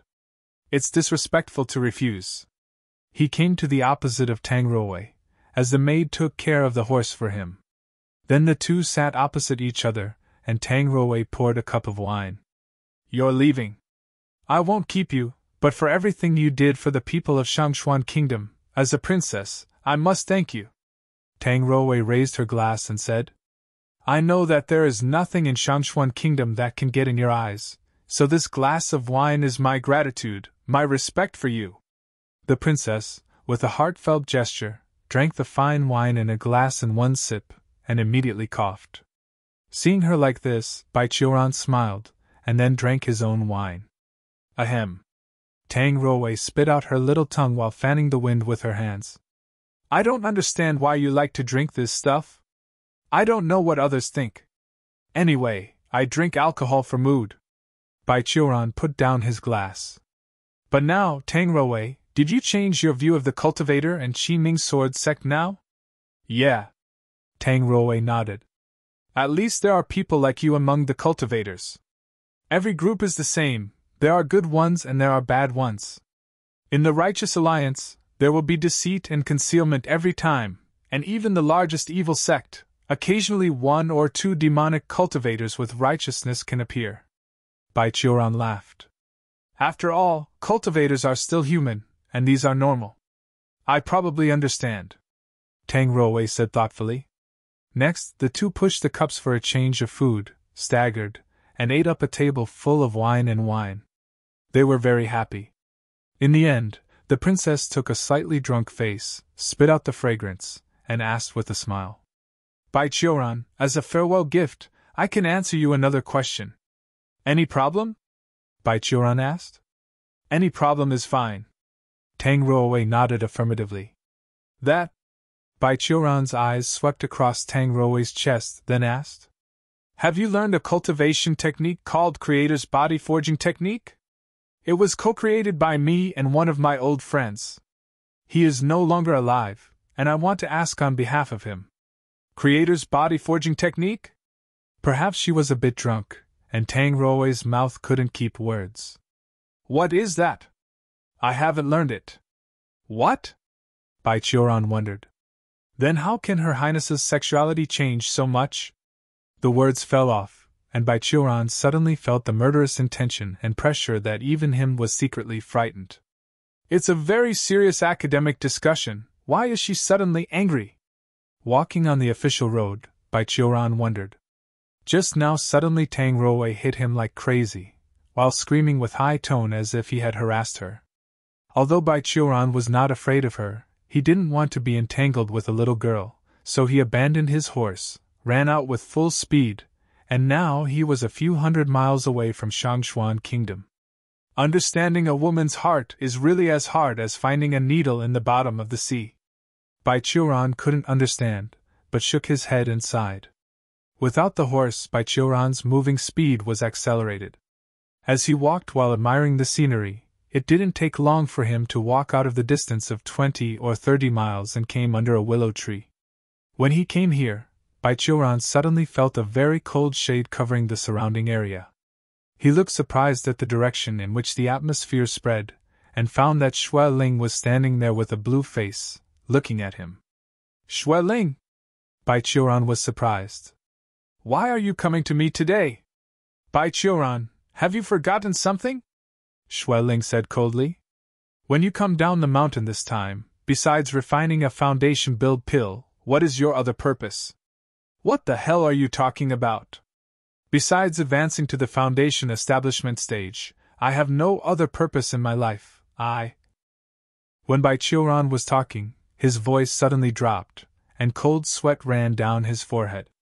Well, what is my lifespan limit? It has run out. Xueling sneered and shook the iron chain of his hands. Just when you were drinking and eating with that girl. Okay. Bai Qiuran took a step back seriously, saying, Xueling, you and I have known each other for 2,000 years. Can I ask for a delay to pay my debt? Xueling smiled. What do you say? Suddenly, on the surrounding ground appeared with countless soul-takers, whose strengths ranged from physique integration to great ascension, led by Xueling, surrounded by Qiuran. Bai Qiuran!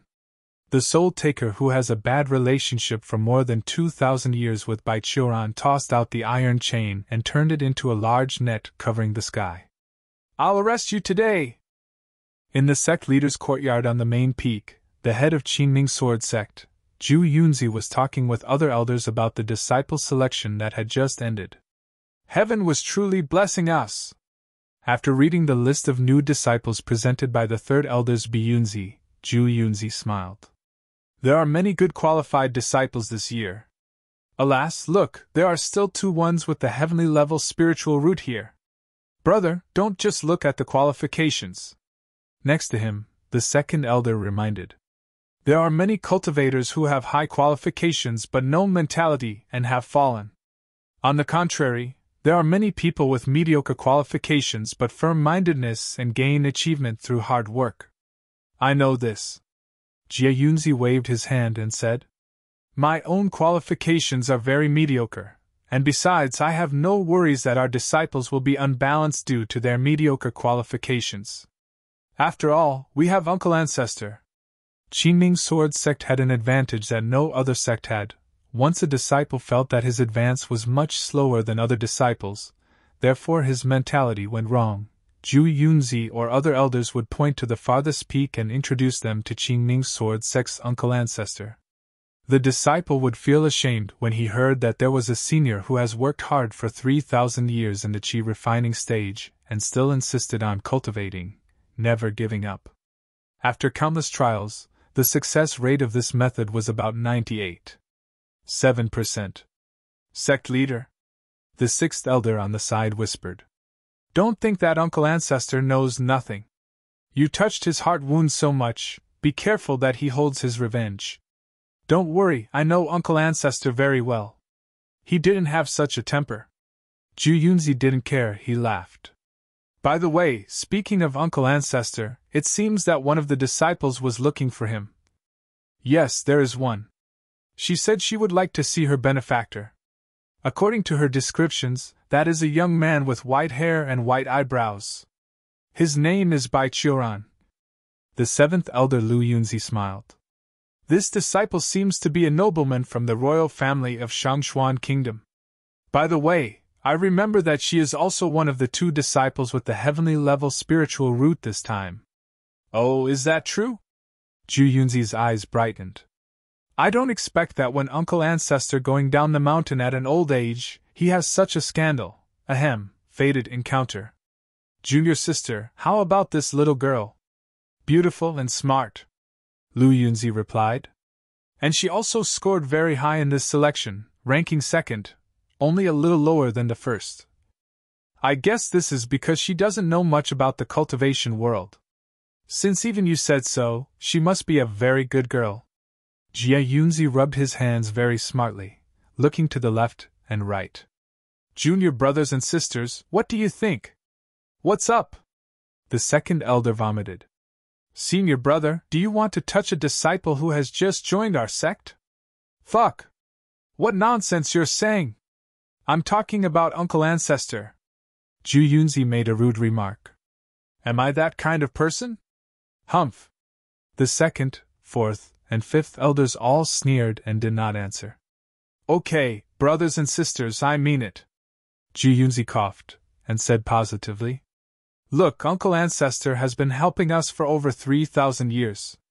Yet he has no love interest, let alone a Tao companion. As disciples, shouldn't we do everything to be filial? But the sixth elder Qin Yunzi was a little hesitant. Well, don't you want to see how Uncle Ancestor looks like when he is in love? Jia Yunzi whispered. Qin Yunzi hesitated for a long time, and finally lowered her head with blushing, and said with great shame, I really want. That's it. At this moment, Jia Yunzi has exerted himself as the leaders appeal to unprecedented heights.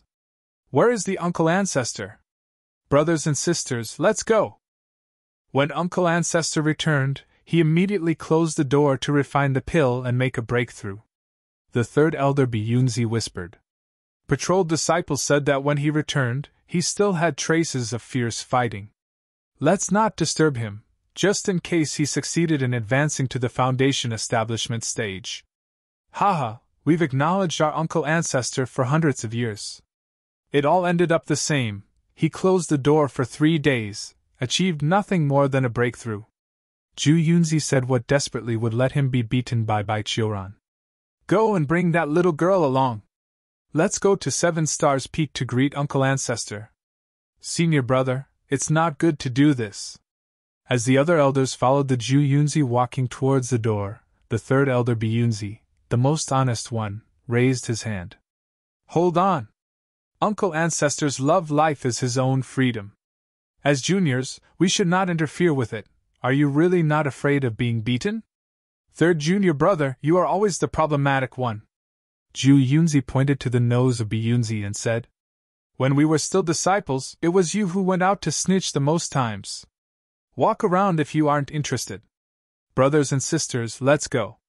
So for the old but unmanaged Qingning sect leader, along with other elders, went down to the new student-disciple settlement. The head of the sect and the elders' arrival made these new disciples anxious, but Zhu Yunzi also had a great deal of experience with these tender young people. After saying a few encouraging words, they pulled Tang Ru away, and flew to the 7 Stars Peak where Bai Qiuran lived alone. Tang Ruowei followed a group of top authorities in Qingning Sword Sect and came to the simple courtyard outside 7 Stars Peak. She stared blankly at the head of Qingning Sword Sect while standing in line with the elders, waiting outside the gate of the other courtyard said to be Bai Qiuran's residence. These elders also said that Bai Qiuran shouldn't be disturbed and none dared to knock the door. After looking at it for a long time, the girl finally couldn't help it, and asked the 6th elder Qin Yunzi, who looked the kindest. Well, the 6th elder, does Bai Qiuran have a high status in our sect? High status? Of course. Qin Yunzi whispered and answered. Uncle Ancestor is the disciple of Qingming Sword Sect's founder, thus he has a higher status than anyone in our sect. Then why is he still in the qi refining stage? Tang Ruowei asked. This Uncle Ancestor is in a special situation, but he is definitely not weak. Qin Yunzi reminded with a smile. Cultivation level is a sensitive topic for Uncle Ancestor. You better not say about that in front of him. Oh. Tang Ruowei nodded blankly. She originally thought that although Bai Qiuran was strong, Qingming Sword Sect was a famous superclass sect after all. No matter what, a qi refining stage cultivator was in the middle position at most. But she did not expect all elders of the sect to treat him with so much respect, which made her somewhat unaware of how to face Bai Qiuran next. Tang Ruowei and this group of elders waited for a while on 7 Stars Peak, and finally, when the sun reached the top of the sky, the gate of the other courtyard was pushed open from the inside. The door opened, and everyone standing at the door saw Bai Qiuran walked out with a disappointed face. He didn't pay attention to the group of people here, but walked to the cliff near a pile of obscure ruins, picking up a sharp stone from the ground, and casually carved a line on a modeled wall. Then he threw away the stones, walked to a large rock by the cliff and sat down, staring at the white clouds in the sky. It seems that Uncle Ancestor failed again. Noticing Tang Ruowei's curious eyes, the 6th elder Qin Yunzi explained. There was originally a demon-locking tower here. In the early years, demons rampaged on this land, and Qingming disciples went down the mountain to remove them. Some demons were powerful and too difficult to kill. The disciples would capture them and lock them into the tower, which has the power to slowly destroy their souls. The elders personally supervised the process. Later, the uncle ancestor moved here to live, and every time he broke through the first floor, he would pick a stone and engrave a line on that tower's wall. What happened then? Tang Ruowei asked. The tower collapsed. The sixth elder smiled helplessly. But to this day, the uncle ancestor is still there, and he still keeps the habit of engraving on the remains of the broken wall. Since the tower is down, won't the demons in the tower run out? Tang Ruowei whispered. No, they won't. Qing Yunzi gave a careful look at Bai Qiuran, who was in a daze, and lowered her voice. Uncle Ancestor was in a bad mood that time, so they all died miserably. Tang Ruowei spat out his tongue. At this time, when seeing Bai Qiuran's exit, several elders of the Qingning sect were also winking at each other. After a few pushes, someone kicked the head of the sect Zhu Yunzi out of the team, came to the front of the crowd. He covered his buttocks and stared hard at his junior brothers and sisters, and then had no choice but to carefully approach Bai Qiuran, who was in a daze. Uncle Ancestor. Zhu Yunzi showed a charming smile. You have come out. Ahem. Bai Qiuran was too lazy to lift his eyelids now. What's your kids doing here? I'm here to congratulate Uncle Ancestor. Zhu Yunzi said carelessly in his courtyard before, but when he came to face Bai Qiuran, he began to be nervous. Congratulate? For what? Bai Qiuran responded expressionlessly, his eyes looked dead. Looking at Bai Qiuran's eyes, Zhu Yunzi's memories of being taught by fists in the early years due to his careless mouth reappeared from the heart. This psychological shadow, even for a cultivator in the physique integration stage like him, could sway in his heart and momentarily create flaws in the thoughts. Therefore he was in a panic, and opened his mouth to say something he should not say. I'd like to congratulate Uncle Ancestor for breaking through again and gaining a higher level of strength. Long live the Uncle Ancestor! Hooray! Hooray! Hooray! What the hell am I talking about? As soon as he said it, Zhu Yunzi covered his mouth again, and his heart was full of horror. Humph! Sure enough, Bai Qiuran's head turned around when he heard his words, and a kind of brutal blood glowed in his eyes. Little boy, after hundreds of years, look like you finally grow up and begin to run wild, he said as he squeezed his fist, making a terrible crackling noise. Cultivators should abstain from arrogance and irritability. Today, Uncle Ancestor will remind you of this truth. Uncle Ancestor, please have mercy! On the 7-star peak sounded the agony scream of Zhu Yunzi, who was the leader of the Qingning sect, the head of the Righteous Alliance. Well, the third junior brother's decision is indeed correct.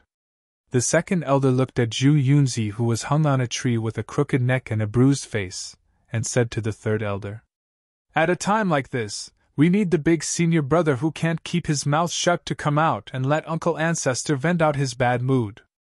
Hey, I won't carry this blame. The three elder waved. I just said you bring everyone here, you should go up first. That's you who kicked the big senior brother out, I didn't move even my fingers. You two want to stay out of this every time, the 4 elders said. Can 7 of us unite once? Well, don't say it anymore. The youngest elder Lu Yunzi reminded. Uncle Ancestor came over.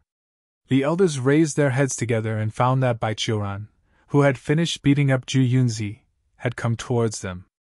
After he vented on the poor sect leader, it seemed that his mood had been improved.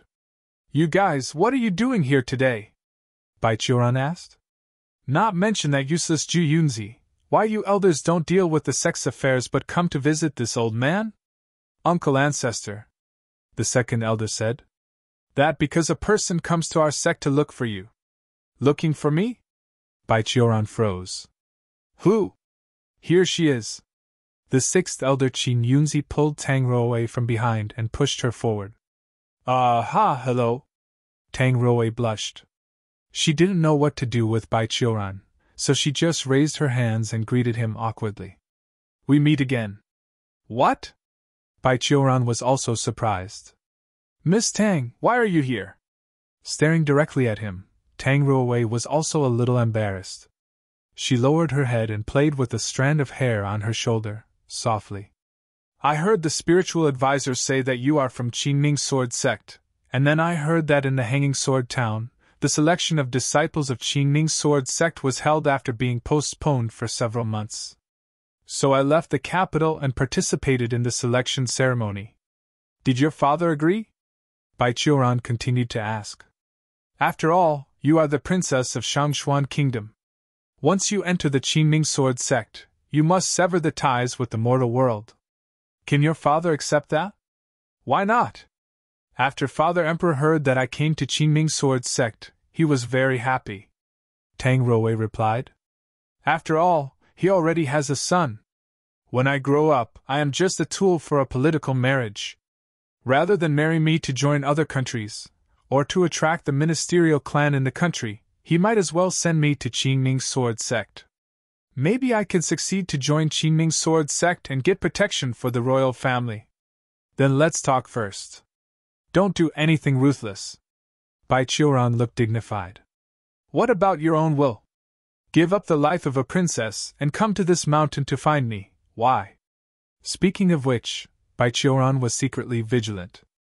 Although he saved Tang Ruowei, as an old virgin for more than 3,000 years, plus the inability to advance to the next stage, he actually had an inferiority complex of his charm. He did not narcissistically think that just after a few days, Tang Ruowei would love him enough to give up his princess status to follow him. Then he thought of the last time when he parted from her. She was offended by his comment about her sexuality. Did she want to chase me down that much? Bai Qiuran's heart was a bit vacant. Although he was not afraid of Tang Ruowei, it was actually an uncomfortable thing to know that her hatred for him was so deep.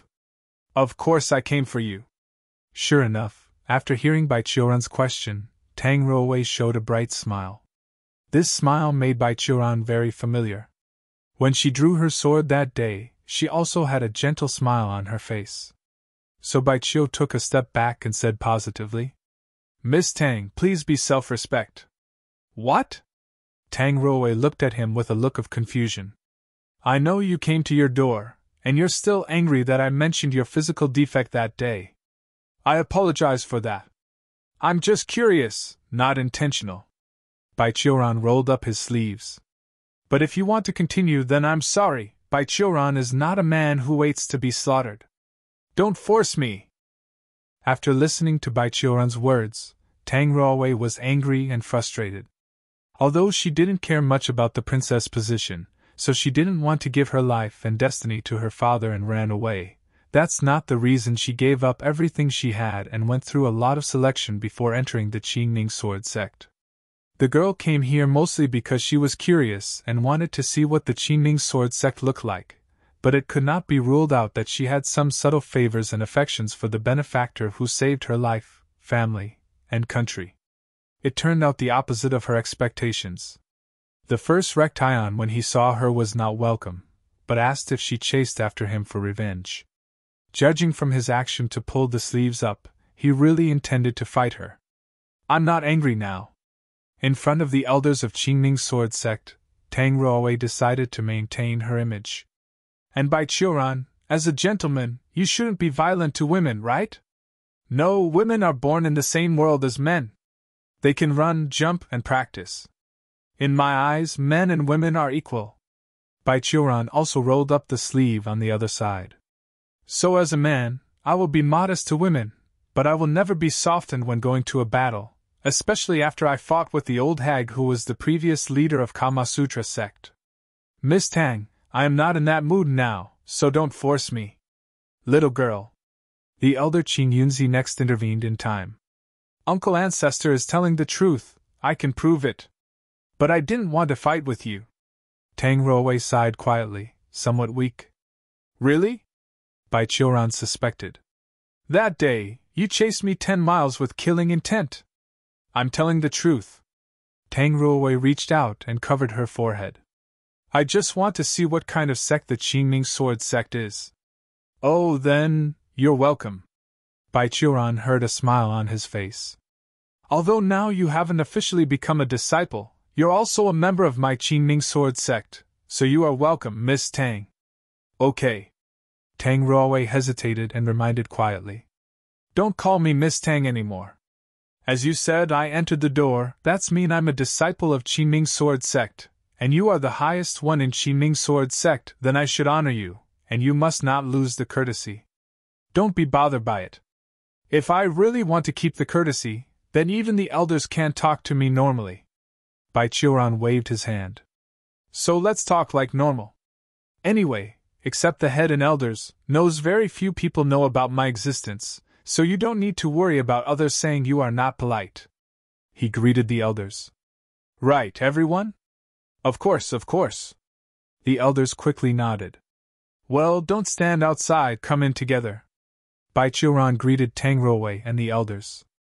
By the way, who's going to take that idiot off the tree?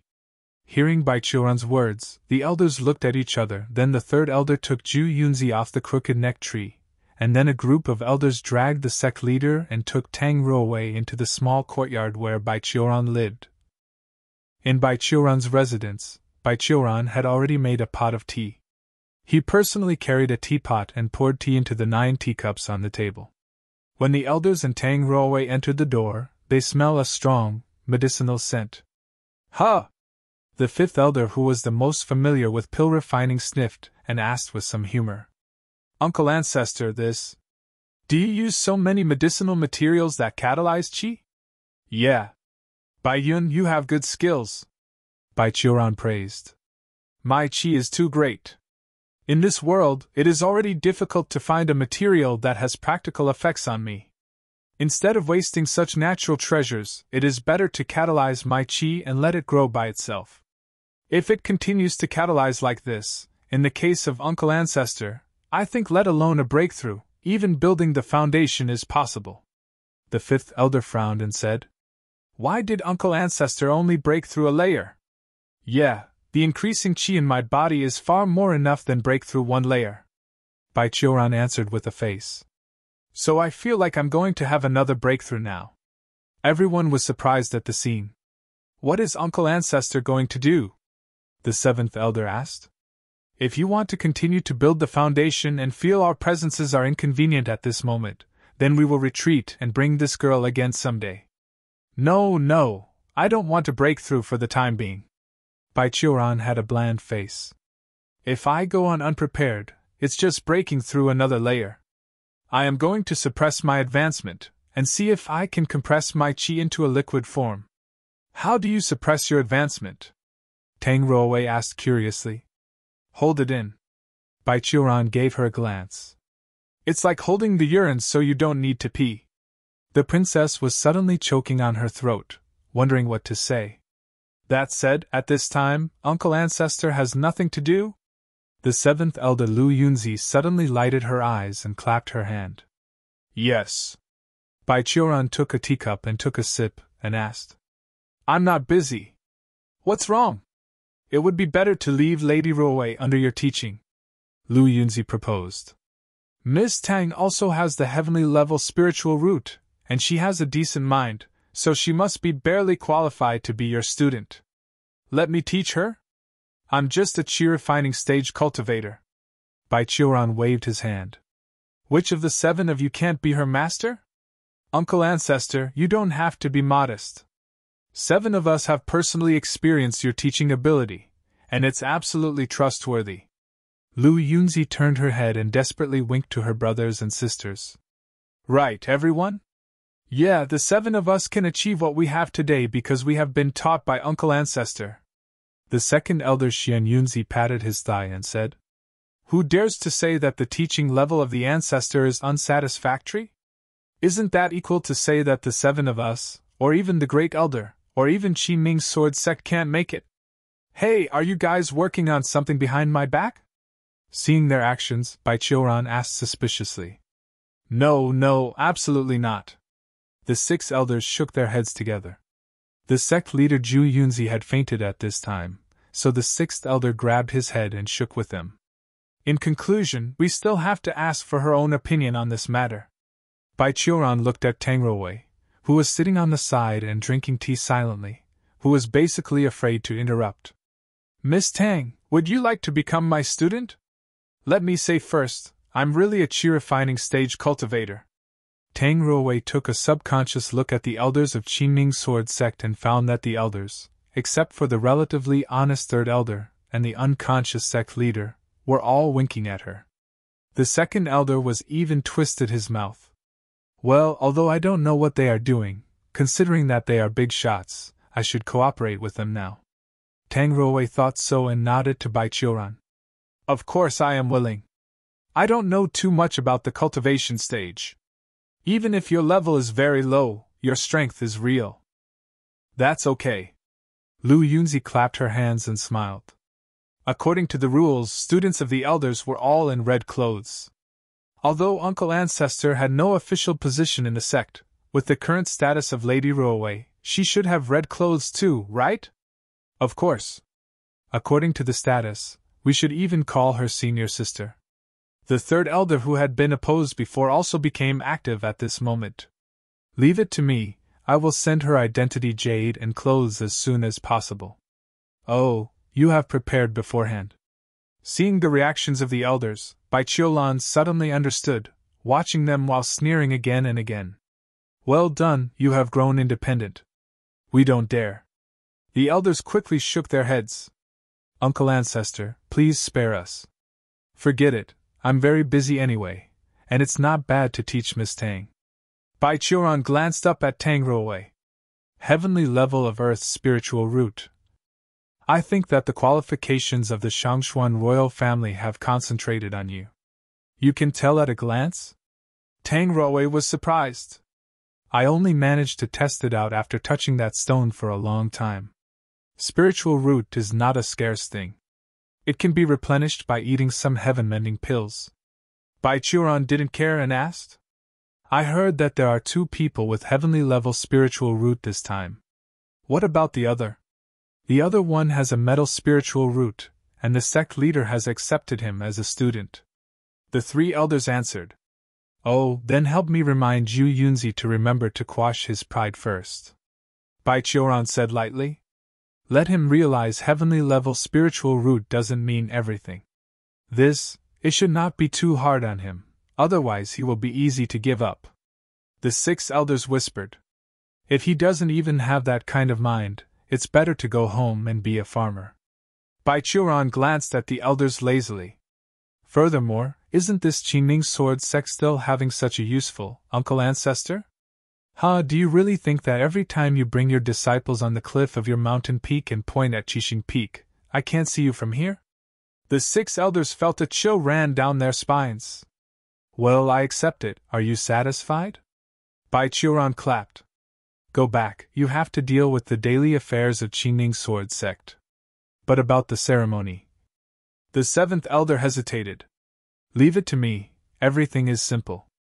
Bai Qiuran waved his hand impatiently. It's also best to change the way you call each other. Uncle Ancestor, you still call her Miss Tang, it's quite like strangers. Lady Ruowei, it is not polite to call your master by his name. The 6th elder Qin Yunzi said again. I know. Bai Qiuran forced a bunch of elders out of his place and threw the unconscious sect leader to them. Go, do your business. After closing, he closed the door. Several elders stood at the door and looked at each other. They didn't know whether their attempt of matching was successful or not, but they didn't dare to bother Bai Qiuran anymore. They could only carry the unconscious sect leader and return to their respective peaks. Bai Qiuran returned to his room and continued to sit opposite Tang Ruowei. As soon as they left, I felt much more relaxed. Tang Ruowei sat opposite Bai Qiuran, rubbing the rough teacup. No, my status is higher than them. Why don't you feel nervous when facing me? Bai Qiuran smiled slightly at her and asked. I don't know. Maybe it was because someone had previously forced me to drink. Tang Ruowei stared at the teacup and thought for a long time, and suddenly said, Seriously, shouldn't it be better if we changed how we call each other? I also think it's not good to keep calling your name all the time. Okay, you can call me Master. Bai Qiuran hooked her. Come on, say it. I haven't heard it in my life. Tang Ruowei flushed, but still insisted. Do you think I'm shy? Then do it. Bai Qiuran sat upright and looked at her with a smiling face. Tang Ruowei stared at his face, brooded for a long time, and finally squeezed out a word. Master. Good job, my obedient student. For the first time, Tang Ruowei felt that Bai Qiuran's smile looked so irritating. It's not fair. Tang Ruowei then exclaimed. You have to change how you address me too. Don't you dare? Easy. Bai Qiuran was in his true colors, and deliberately said in an affectionate voice. Ruowei. Tang Ruowei's face blushed, even her ears were reddened. I need to go to the toilet. The girl stood up and ran, but suddenly stopped. Where is the toilet? Go out and turn left. Bai Qiuran replied lightly. Tang Ruowei covered her face and fled out. Seeing this, Bai Qiuran sneered and said, Ha, too young, too simple.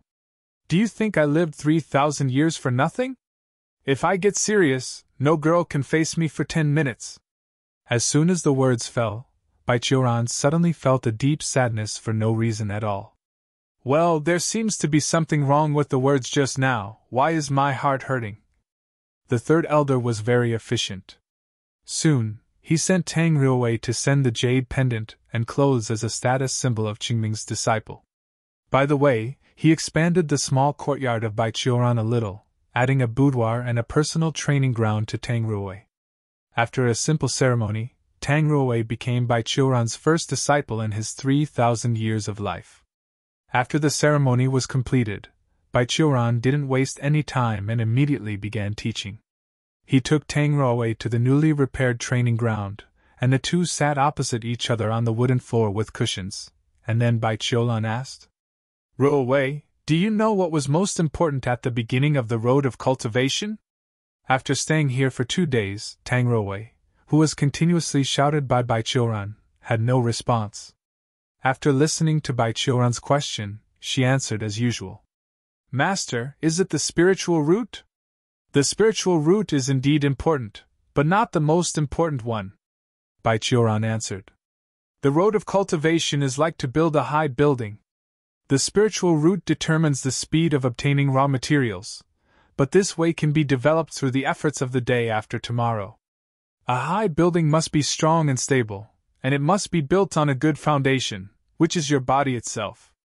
The easiest way to lay the foundation is to build a good body. Master, since I was 6 years old, I have practiced the Xianlong technique of our Shangxuan royal family. I think my physical quality is much better than that of ordinary mortals. Not enough. Don't underestimate the cultivation, that quality can't support a tall enough building. Bai Qiuran looked at Tang Ruowei with complex eyes. Since you are my disciple, I will naturally be responsible for sending you farther, and you will surely be able to reach a higher level than me. The technique you practiced is also in the library of Qingming Sword Sect. For a mortal country it is indeed enough, but compared to the technique of cultivation, it is neither sophisticated enough in terms of internal qi, nor throughout enough in external skills. So? Tang Ruowei asked curiously. What should I do now? Well, there is only one method. Lend me your hand. Bai Qiuran stretched out Tang Ruowei's soft palm, saying, Ruowei, it may be a bit painful. Don't hate your teacher for that, okay? You're tuning into the Phoenix Knights YouTube channel. Don't forget to subscribe and join us on this journey to catch the most captivating stories.